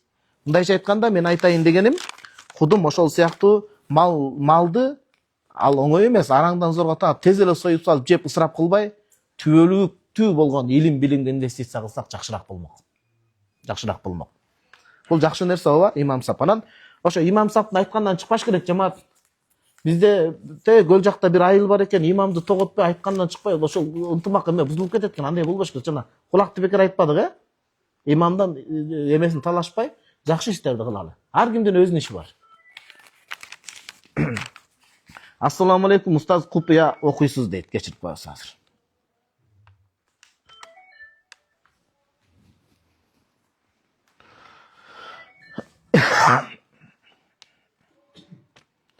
Купуя окуңуз деген адам куфтанды парз окуп чыгам да, анткени алыста үйдөн барып окуйм, тагашты кошуп, сону кылып. Мага жолугуп коесузбу сиз, Суроонун ээси өзү билет, мага сөз жолугуп коюңузчу. Зарыл маселе экен. Андан кийинки суроо, туугандар, Алла ыраазы болсун. Ассаламу алейкум, дамылда дейт, менин кредит боюнча суроом бар эле. Биринчи, кредит алганда процент кошуп берет эмеспи? Муну арам болот деп угаам дейт. Экинчи, машина же башка нерсени мубарак жолу менен. Мубарак десеңиз, Азамат деген инибиз эметип чыккан мубарак кафеси, рестораны болуп калышы мүмкүн. Мурабаха деңиз. Мурабаха жолу менен алганды болот дейт. Мында деле үстөк кошуп берип атпайбы? Экөөнүн айырмасын түшүндүрүп берсеңиз дейт. Бул боюнча мен айтып келем го дайыма. Мен жооп бербей эле коеюнчу депчи. Мен позициямды билет адамдар. Булга мен баягы макул деп айтпайм, өзүмдүн позициям бар. Ошол жооп берген аалымдар менен сүйлөшкөнүңүз жакшыраак болот. Бул жоопто мен жооп бере албайм. Бул маселеден алыспын. Баягы насыядан нак жакшы деп, кайсы жол болсо да албай турганыңыз жакшы сиз. Анан бирок бир нерсе бар экен. Бизде мисалы ГИК курулуп атат, башка болуп атат, көбү мамлекетти жаман көрүп атпайбы? Бүгүн жана сүйлөшүп отурсак айтат да. Субханалла, мамлекет башчысы, мамлекет биздин атабыз сыяктуу болот го. Сырттан 20-30% менен кредит келе турган болсо, ошону алып туруп, жакшынакай кылып туруп элге 20% емес 3-1% менен берип атат дейт да. Мындайча айтканда бул банкте иштегендердин акысы катары эле дейт. Ортодо мамлекет дагы өтө күчтүү деңгээлде баягы кредит деп ойлогон карыз алат. Карыз алып туруп, бирок ошону колдон келишинче баягы банкте иштегендин кызматкерлери гана акысы боло тургандай кылып берип атат колдон келишинче мамлекет дейт да. Демек бул жааттан мамлекеттин мындай жигердүү ишмердүүлүгүнө алхамдулилля дейбиз. Кане эми баардыгы колубузда болуп, сырткаркы карызга муктаж болбой бүтүрсөк ал башка маселе эле. Бирок айла жок, дүйнөдө бир эсептешет да. Бай өлкөңүз Американын деле өзү Кытайга канча карызы бар, туурабы, туура эмеспи? Ошон үчүн бул жерде мен белгилей гана кете турган нерсе, мамлекет башчыларыбыздан да Алла ыраазы болсун демекчимин да. Бүгүн ошону ишеничтүү адам кадыр айтып бергенден кийин, машалла деп тоомду кармадым да, жакамдычы. Демек устаздардын сабагы дааватта кылынган дуалар текке кетпей эле деген сөз. Текке кетпей эле тууган, караңызчы. Болбосо кредит менен иштеген еврейлердин эмесинде акчаны бергенде минимум 25% үстүнөн өндүрмөйүнчө алар пайда таппайт экен да. Ассаламу алейкум дейт. Ишкерликке өкмөттөн насыя алса болобу? Мурабаха илинбей, мурабаха насыясына илинбей калса дейт. Азыркече эле ишкерликке өкмөттөн насыя алса болобу? Ишкерлик кылуу үчүн. Башка жолдорду караштырып көрүңүзчү. Ал акыркы маселе. Тааныш билиш бар, Кожояр деген ынтымактуу айыл экен, колунда бар адамдар бар. Жөнөкөй Кордул Хасан жакшы карыз сурап көрүңүз. Биринчи эле дегенде насыяга чуркабайчы. Жакшы карыздарды издеп көрүңүз. Биз өткөндө Чолпонтода сүткорлук боюнча 3 күн сабак кылдык. Ошол карызга алып берүү маселеси. Исламда ошол альтернатива бар да. Ооба. Кайсы бир адам пайда таппайт, бирок Кудайдын астында адамдарды насыядан куткарып атат да. Бир аракет кылып көрүңүз. Анан балким сиз ошо ишкерлик менен байыйм деп атасыз, бирок кичине күтө туруңуз, балким 100% адал жол менен келет. Анан болбой атса, кийин дагы айтылат. Ассаламу алейкум устаз дейт, даават таргип кылууда дейт, айтууда. Асманды сүйлө, же жердин астын сүйлө, же сахабаларды сүйлө. Болбосо сенин сөзүңдө таасир жок, пайда болбойт деп айтышат. Жердин үстүн же окуя сүйлөнбөш керек дешет. Ушул тууралуу түшүндүрмө берсеңиз. Ооба, эми сиз илим окуган жоксуз да. Илим окугандан кийин адашып кетпеңиз, ошол усул тартиптен чыкпаңыз деген сөз. Машинаны унан айдаганда деле бизге керектүү алгоритмдеги эрежелер үйрөтүлөт. Биз гонщик эмеспиз да. Ал эми гонщиктерге андан сырткары өзүнчө мындай эркиндик бар аларда. Туурабы? Анткени алардын ошондой даярдыктар болот. Топту мойтуп кармап жүргөндө кармап калыш керек. Эмнеге? Ситуация астынан чыгып калганда какой-то бир доля секундта бурулуп үйрөнүп кетиш керек. Экөөбүз какой-то доля секундта эмес 10 метрлик жолдо жөрбөлбөй атабыз бири-бирибизге. Каяктагы гонщиктерди айтасыз, Формула 1'ды. Ошон үчүн биз жөнөкөй айдоочуларга өзүбүзгө тиешелүү эреже усул тартип бар. Андан жогорку мыкты айдагандардын өзүнүн кененирээк эрежеси бар. Биз ошон үчүн могу эрежелерди кармана бериш керек. Анан Жамила менен эме башканы бетме-бет айтам отурум деп давап калып кетип эле дияка кирип кетишиңиз мүмкүн да сиз. Ошон үчүн тартип түзүлүп атат. Бул туурабы? Жамиланы айтып эле нар жактан бразилиялык кино чыккан го, Клон деген. Жамиладан Жадиге көчүп кетсеңиз эмне болот анан? Бизден ошо бир айылыбызда аба бар, айтпай эле коеюн. Анан 40 күндүк даватка жаллатка барып калып анан эми Алла таалам баягы ичкиликтен башкадан жакшылык берип таштап анан шамбаянда чыгып айт деп бөлүнүп шамбаян айтып атат. Убагында биз кандай элек? Ичип келип аялың чыкса таш туур суруп дейт. Баш менен чаап жүрүп коет элең деп дават айтып атат дейт да. Ошондой нерсе болуп кетпеш үчүн бул жерде усул тартип болуш керек деген сөз дейт. Бирок беркилер да мазза кылып чургап атат дейт. Мен чын жүрөктөн сүйлөп атат да. Экинчи суроо, даават мээнетин таштаган өңдүү же кадырлабай бараткандайбыз. Болбосо даават аркылуу үйрөнүп динибизди оңодук эле дейт. Мээнети таштоонун зыянын коркунучун айтып, 4 ай, 40 күн, 3 күнгө ташкилдеп коебузбу? Албетте, биздин ушул келип атканыбыздын өзү ташкил да. Талай карке бирөө келиптир, өзүмдү өлтүрөм деп. Жашабайм болду, жашоонун кызыгы жок деп. Жинелешип алыптыр да. Дем салып анын өзүнө келип, болду мага жашоонун кызыгы. Эртең барып асына болам деп келген экен. Эми ошончо болбой атсаңыз 4 айга чыгып келип көрбөйсүзбү? Убакыт жок ага дейт экен да. Азыр эле деп аткан адам 4 ай убакыт жок. Акырын араң 3 күнгө көндүрдүм дейт. 3 күнгө барып жакшы дейт, намазын тургузуп келиптир. Таксыр рахмат сизге. Мен эми өзүмдү өзүм өлтүрбөйм, көрсө 5 балам бар турбайбы деп калды дейт да. Бул эми мындай түшүндүрөйүн. Кээ бир адамдарга айтсаң, бул даваттын дигинтип атат, эми көпчүлүк адамдар бар да. Тууган Шейх Умар Фарух Макки деген Меккеде чоң алым өткөн. Анан ошол киши айтат да, даваттын эч жаман жери жок. Муну кызматчы деп эле билиңиз дейт. Баягы исламскийге тапшырганда подсолнух болуп иштедим да. Подсолнухтан кара жумушчу турбайбы? Цементи керек болсо, цементин көтөрүп чуркайт экенсиң. Кирпичине айткан бүт тарапка чуркап отурат экенсиң да. Бирок вроде бы ылдыйдай көрүнөт, бирок ал адам болбосо жумуш бүтпөйт экен да. Жок, ал адам болбосо жумуш бүтпөйт экен. Мастериң деле минтип жанасын карап отура берет экен да, жөн элечи. Анан ошол сыяктуу аалымдар мастер болсо, мастерге кумап келип бере турган бирөө керекпи, керек эмеспи? Анан баягы садагың кетейин, давачы бир туган секетиң кетейин, чекеңден өбө турган. Мыйзамды бирок мыйзамды сыйлаш керек, Алымдар урматташкан. Анан эч ким көчөгө чыгып мээнет кылып келбесе, өзүң отуруп алып сокодой башың ушинтип сүйлөп отурасың, элестетиңиз. Кожоярга келсең, эч ким жок деп кой, бир адам отурат. Анан мастериң жок, сүйлөсүң, бар адамсың да, миң ыхластуу болсоң деле азыркынтип ачып сүйлөй албайсың да. Сүйлөп анан, ушул адамга рахмат, сүйлөп коюңузчу. Астыңдагы мен эшикти жаап кетишим керек, тезирээк тур деши мүмкүн да ал адам делечи. Ошон үчүн даватта эч кандай жаманчылык көргөн жокпуз, Аллага шүгүр. Болгон ошо бөлүнүп жарууга жол бербеш керек. Муфтият айткандай, тартипке көңүл буруш керек, аалымдар сыйлаш керек. Бүгүнкү күндө мына статистиканы алалы, статистика эметпейт. Канча даватчы бир туугандарыбыздын балдары илимий даражага жетишти. Же мен калп айтамбы? Анча илимий даражаны окуп атат. Анча-мынча кемчилик кете берет ал ата энеде деле. Аны ошо илим менен тегизделип кандай сонун даражага жетти? Кыргызга берген Кудайдын куту. Ошон үчүн муну колдон кетирип албайлы. Жөнөкөйлүк, башка нерсе, туурабы? Сен байлык үчүн келбей атасың, башка кылып атасың Кудай үчүн.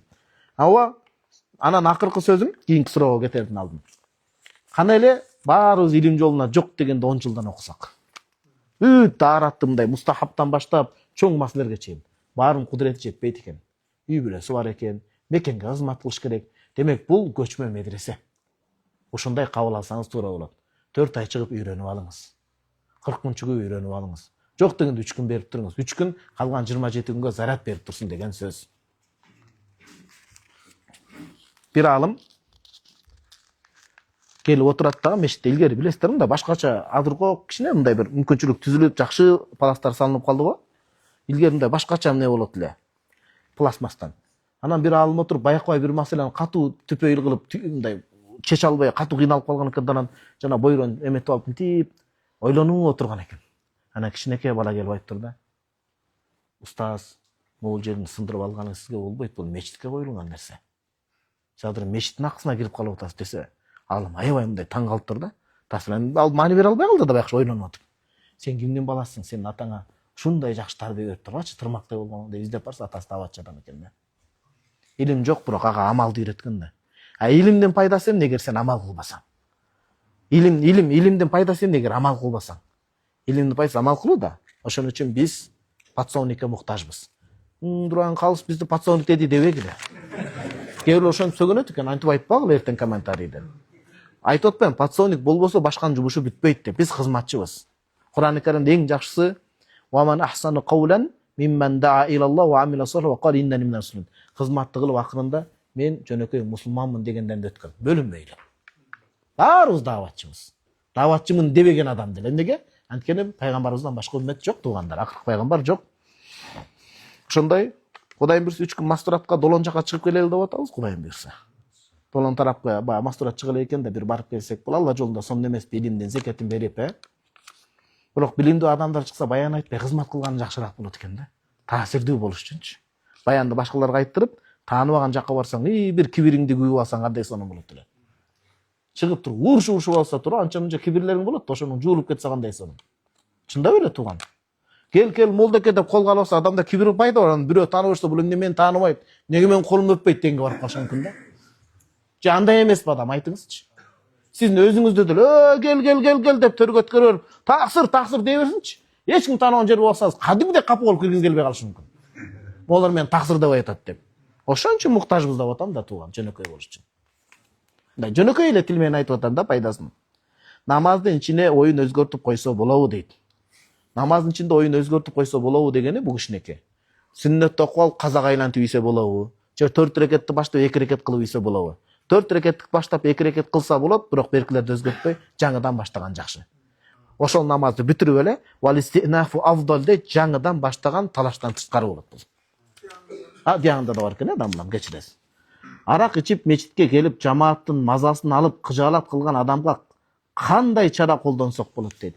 Өтө эле мас болуп, эч кимге ээ бербей мечиттин ичин булгап кое турганда адепсиз болсо, акырын сыртка чыгып солтуруп коюш керек. Бети колун жумшак кылып, чайып, бир тууган, албетте сиз бул жерге киресиз, биз сизди кубалабайбыз. Бирок ар бир жердин этикасы бар.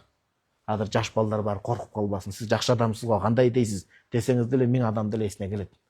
Анан мындай орто мас болуп, мешиттин ичин булгабай туруп, акырын эч кимге ызы чыгылбай отурса, андай адам кубалабай туруш керек. Балким ошол сөз менен анын жүрөгү агарып кетет да.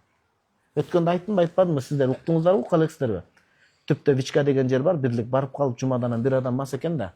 Анан угуп отурду, орто экен, бир адептүү мас экен да. Адептүү мас дегени кандай? Ызы чуу чыгарып аткан жок, мешитти булгап аткан жок деген сөз. Анан маселени угуп, намаз булар чыгып кетип атат. Анан келиңиз, намаз окуп метебиз, сен мен нажасмын да, маган болбойт да деп атат да. Өзүмө жаман сабак алып кеттим да. Сиздин жүрөгүңүздө жуулгус кеткис нажастар бар го, текеберчилик деген. Көрө албастык деген. Аныкын соолугуп келсе жууса тазарат экен ич кийими. Биздикичи жүрөккө канча аракет кылышыбыз керек, туурабы? Жумсалдыгы менен ар бирибизде жүрөктө бар да. Ассаламу алейкум устаз дейт. Аллах таалам сизден ыраазы болсун. Суроо жайкысын, ысык көлдө ар кандай ыплас иштер, фитналар көбөйүп баштайт. Ачык-чачык зиналар да мындай ичкилик. Ар кайсы айылдарда сел жүргөн ошонун кесепеттери эмеспи? Республикалык деңгээлде ошол ыплас иштерди кантип жоюсак болот? Мамлекетибиз колдон келишинче аракет кылып атат. Союкканаларды жок кылып, улам рейдтерди жүргүзүп, ГАИ кызматкерлеринен жол Алла ыраазы болсун, күнү түн иштеп атышат. Рахмат ошо бир туугандарыбызга. Жана МЧС кызматкерлери күнү түнү ушинтип турат. Эми биз молдо катары, намаз окуган адам катары дуа кылышыбыз керек. Биз тахажжудта туруп дуа кылып атабызбы сезон келүүсүнөн азын? Ушу бузукулук былтыркы жылга караганда бир отула жок болуп кетишкин, азайсын деп биз аракет кылып атабызбы? Ошон үчүн биз эң биринчи нерсе дуадан башташыбыз керек, а мамлекет чара көрүп атат. Анан катуу чара көрүп койсо туристтерди үркүтүп албайбызбы? Туурабы? Ошон үчүн биз туризм негизинде иш кетип атпайбы? Ошон үчүн биз жок дегенде өзүбүз дуа кылып, анан ар бирибиз өзүбүздүн эже карындаштарга ээ болсок, ошондо маселе башталат. Эже карындаштарга кантип ээ болобуз десе, сакал коюп диний тарап жүргөндө алар бизден чоочулайт экен да, андай чөйрөдө жүргөндөр. Биринчи мамиле куруш керек экен көпүрө. Мамиле кургандай жакын туугандарыбыз. Биздин сөздү уга тургандай болгондо анан айтсак жакшы болот экен. Келип туруп эле тозок кылып турсак, итак эле тозок болсом жүрө берейинчи деп айтат да. Чын жашоо ушундай экен. Ишеним көпүрөсү курулуш керек экен да. Оозек суроолор болсо жооп берип койсок болобу, кечиресиздер, дамлам? Билсек.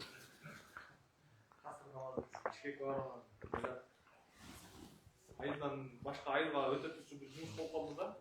Ошакта намаз убакыты болуп калса, ошактан насыр окуй бересизби же бул айылга келген себепти толук жок болот? Эң жакшы суроо. Абабыз Кожоярда үйү бар. Бул китептерде эскерилген. Бишкекте үйү бар. Бишкектен жумуштап келет, Кожоярдан өттүңүз. Кожоярдан өтүп намаз окуган жер Кожояр эмес болсо, кыскартып окуй бересиз. Кожоярга кирип токтоп калсаңыз, жумуш менен деле толук окуйсуз. Сиз Кожоярда эмессиз да, башка айылдасыз. Демек түз эле мынтип өтүп кетип атасыз деген сөз. Как будто Кожоярда не было дегендей да. Дагы? Ата, кечиресиз.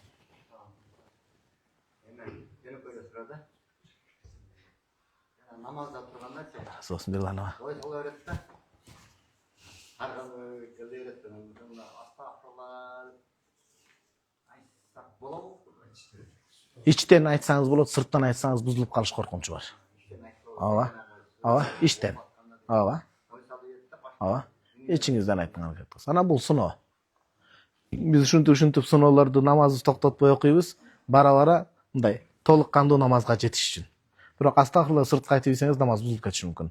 Малики мазхабта бузулбайт, анткени астагфирулла намазга тиешеси бар. Бизде бузулуп калат. Намазда рет алган сүрөлөр бар да. Мисалы үчүн сүннөттө деген фалак настук анан деген ошентип сүрүп коебуз деген ой менен намазга турганда экинчисинде экинчи рекетте да фалак кетип баратат деген ой деп турат. Кетип атат дейм, бул өзүм айтып. Туура, жок, туура эле. Ой деген сыртка чыгып кетпесе, ичиңизден эле ой десеңиз, намазды улай бересиз. Бир аят өлчөмүнчө окусаңыз, жаңылуу саждасын кыласыз. Бир аят толук окуса. Бир аят жарымдан токтоп калсаңыз, жаңылуу сажда кылуу милдет эмес. Анан бул намазда турганда сен хадисте эле окуялар бар. Көпүнчө чечимдерде ушу бул эмеде намазда турганда жоголгон нерселерди табылган деген. Туура эле. Жо, атамдыкына күлбөш керек, атабыз реалдуу нерсени айтып атат. Ата садагыңыз кетейин, караңыз, адепти. Туруп атабыз кош колдоп туруп суроо берип атат да, рахмат ата. сыйлап койгонуңузга. Сурооңуз бүттү да ата. Кечирип коюңуз, сиз отурсаңыз анан жооп берейин. Алла разы болсун атам сизден. Деги имам Абу Ханифа рахимахуллахка бирөө келет. Илгери сейфтер эмеге катчу экен да, кумгачы. Азыр го сейфтер үйгө кирип калды, кумду бир белгилеп койчу экен. Анан унутуп калыптыр алтын кенин каяка катканын. Илгери ошо молдекеден сурайт экен да негизичи. Анан каяка кантип табам десе, бүгүн ташты жакшылап оку, анан табасың дейт экен. Анан эртең сүйүнүп келип таптым десе сурайт экен, намаз бүттүбү десе бүтпөй калды дейт экен да. Көрсө дааратын алып таштыкка турганда шайтан келип эскерген экен да. Шайтан анткени максат эмне ата? Аллах Тааладан дуасы кабыл болуп кетип, ыхлас коюп, бул бейиштик болуп жазылып калбасын деп ойду бузат экен да. Эң чоңуру карасаңыз, анткени намаз бул мунажат, Аллах менен байланыш. Аллах менен байланыш болуп бүткөндө дуа кабыл болот. Ошону бузуш керек болот да, дүйнөлүк пайдасын эске салганга аракет кылат экен да. Демек бул шайтан бизди бузууга аракет кылып атат, токтотпош керек. Зыяны тийбейт. Кечиресиз. Марсель шейх кечиресиз азыр, Мен мисалы үчүн 4 рекеттик намазда ооба. окуп атып, 2 рекет аттахиятты окуп, салават өтүп кеттик да мисалы үчүн. Ооба. Анан эстеп кеттик да. Ооба. Анан чаңгалап турдук, 4 рекетти окудук. Анан да сахва сажда кылбай унутуп калдык. Салаватты бүтүргөндө эстесе кандай болуп калат? Салам бергенге чейин эстесеңиз болду. Намазда жаңылып калганда салам бергенге чейин эстесеңиз кайра жана жаңылуу саждасын кылып кайрадан аттахиятка отурасыз. Атыгүл салам берип койгондон кийин дагы дүйнө сөзүн сүйлөй элек болсо, көкүрөгү кыбыладан буруу элек болсо. Анан канчалык өлчөмдө жаңылуу саждасын кылат? 4 рекетке турушуңуз керек эле. Экинчи иретте Аллахумма салли аля Мухаммад десе, толук окубасаңыз ушул бир маанини чыгарат. Ушунчалык өлчөм окуп калсаңыз, кийинки рүкүндү кечиктирдиңиз, намаздын акырында жаңылуу саждасын кыласыз. Убактысы кечигип атса дагы. Эгер жанагынтип кылбай кийинки рекет менен бүтүрүп кетсек, кандай болуп калат? Бүтүрүп эстесек, сахва сажда кылышым керек болчу да кылбай кандай болуп калат? Ошо акырында сажда кыла бересиз. Акырында кыла бересиз. Айттык го жанагы эме дүйнө салам берип дүйнө сөзүн сүйлөгөнгө чейин же мынтип төшүңүздү кыбыладан бурганга чейин. Акыркы чек ушул. Алла разы болсун. Марсель шейхим кечиресиз. Марсель шейхибиз биздин жакын бир тууганыбыз Бишкектен атайын суроо сурайын деп келиптир кечээ, караңызчы. Туугандар мындай. Биз сыймыктансак болот дамлам кечире. Сражын дамла айтып атпайбы, бүгүн да мына дамланын батасын алдык. 25 жылда ушундай жетишкендикке жетиштик дейт. 25 жылда шейхим элестетсеңиз. Адамдар антип сурабайт эле деген динден түшүнүк келебиз. Бишкектен бияка эмне келет эле. Демек бул ар бирибизде ушундай диний талаптын ойгонгондугу акыретке болгон мындай бир жакшы таза барсак дегендей. Алла разы болсун сизден. Мындай вопроста намаз окуп атып, аргасы ойлор келе берет да постоянно. Постоянно келе берип, анан ошолор менен күрөшүш үчүн мен эме воображение өзүм түзүп алам да. Алла тааланын аршында өзүмдү мындай кичинекей кылып, аябай мен Алла тааланы карап атат деп окусам ошол туура элеби? Ооба, негизгиси аршка Алла тааланы байлабашыңыз керек. Сиз арш менен эле өзүңүздүн байланыш болот. Мени карап турат деп окуса ошол туура. Эме Алла таала мени карап көзөмөлдөп турат деңиз. Отурат десеңиз уже Алла тааланы пендиндай. Көрдүңүзбү? Шайтан сизди, ооба. Шайтан сизди пайда кылам деп зыян менен уруп атат да. Алла таала мени көрүп турат деген сезим эле жетиштүү. Өтө сонун. Мен ушу вакыт ойда 15 күн жалап аттым, 15 күн өзүм үйүм Бишкекте. Мен кандай полный эле окуй берем эки жакта тең. 15 күн сааты менен толот да, даже ашып деле кетет да тура. Ашып кетсе, ооба. Бир айда ашып кетиши мүмкүн. Ооба. Бирок стандарт ушу 15 күн өтөт, толот да. Демек сиз Жалал-Абадка, Бишкектен Жалал-Абадка барганга чейин касыр кылып окуп турасыз. Барган убакта күнүнө баргандан баштап толук окуйсуз. Ооба. Бул самолет учурунда окуп калсаңыз дейм да. Бирок барып түшкөндөн кийин шейхим толук окуйсуз. Анткени 15 күнгө чейин барса эле да. Алла разы болсун, машалла. Аллах таалам разы. Дагы бир-эки суроо кылып анан намаз окусак тургандар.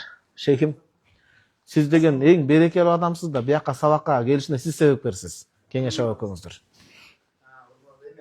Биз ушу балдарыбызга бир бата тилеп берелиз. Сөзсүз.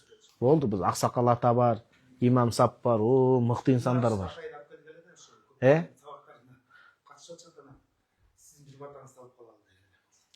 Жаштары канчада шейхим? 14, 13, 12. Машалла.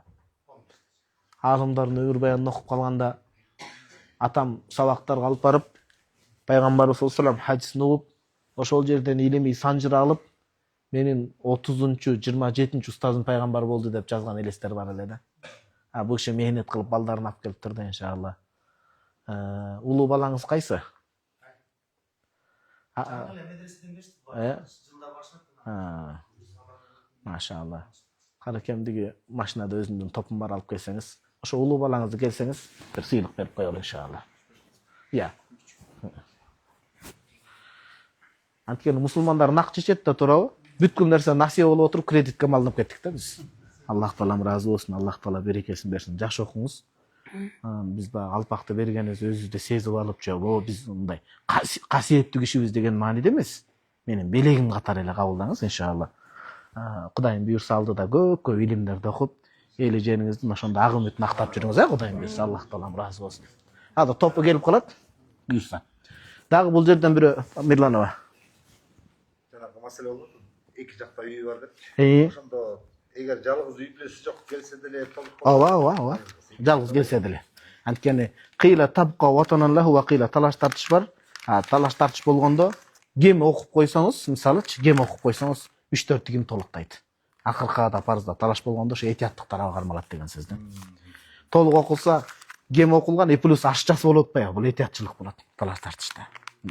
Дагы ажыкем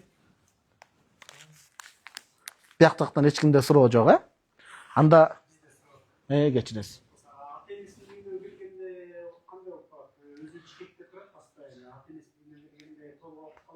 Жок, кыскартып окуйсуз 15 күндөн азды. Анткени сиз ал үйдөн бөлүнүп калдыңыз да. Бизде Кыргызда мурас боюнча билесизби, эң кичүүсүнө калат го. Туугандары макул болуп калат да. Ошон үчүн ал жер кичүүнүн үйү адатта. Бир гана бөлүшүп талаш болуп калбаса эле кечиресиз. Анан сиз башка жерде түтүн булатып жашап атасыз. 15 күндөн азына келгенде ал жерде кыскартып окуп каласыз. Ал жерден бөлүнүп чыккан адам катары. Бул кишилердики жана атайын жайкысын эсе ала турган үй кылып атат деген сөз да.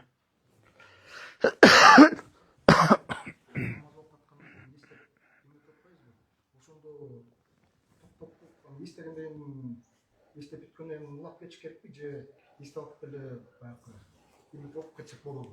Эгер сиз имам болсоңуз, Алхамдулиллахи Rabbil Alamin деп туруп, вала дал деген эсине атканда токтотпой улап кетип, вала дал болуп кетиши мүмкүн да. Ошон үчүн имам болуп турган жагдайда токтоп туруп, озду жаап, анан окуш керек. Имамдын артында болсоңуз, зыяны тийбейт улап кетсеңиз. Анткени сиздики кыраат бөлүнбөйт да. Эң жакшысы кичине салават деметип токтоп туруп окуган жакшыраак. Ооба. Анткени жалгыз окусаңыз деле Курандын тартиби бузулбасын.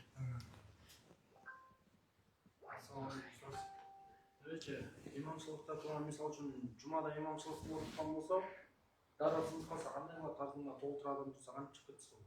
Болду. Эң жакшы суроо муну алымдар айтышкан. Дара сынып калса, мурду канап кеткен сыяктуу кылып, бурду жакшылап бекитип, артында турган адамды тартып чыгарат дагы. Анан сап бар го. Имамдын астынан өтпөш керек, бирок алдыдагы саптан өтсө болот. Мындайынан өтүп туруп, чет жагы менен чыгып кете берет. Ошон үчүн мечитте намаз окуганда оң жакта, анан сол жактан бир адамды кадам ташташ керек. Имамдын алдынан өтпөсө, кээ бир ар кандай зарылчылык болуп калат да. Бияктан мындай өтүп кеткендики кичине жеңилирээк. Өтүп кет дебейбиз, бирок бул жеңилирээк болот, зарылчылык болот. Ошон үчүн экинчиден имамдын артында илимдүү адамдар туруш керек. Имамдын дараты бузулуп башка болуп калса, намаз булап кете турган адамдар. Ошондой кылат. Мурдун жаап кетет. Кечирип коесуз, жел чыгып бузулуп калса деле элдерге жакшы болушу, мурду карап кетиптир дейм экен деп калыш үчүн да. Каракем, жана китептерди тап келсеңиз, артында эме бар, имам сапка биздин белек бар да, белек берип калалы дамлама.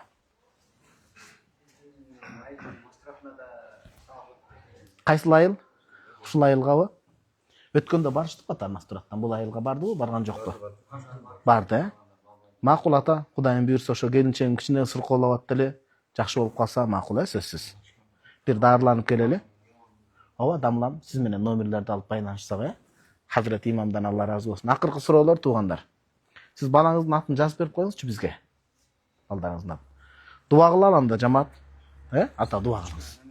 Ооба, кечиресиз дамлам, кечиресиз. Аксакал атам дуа кылыңыз. Амин.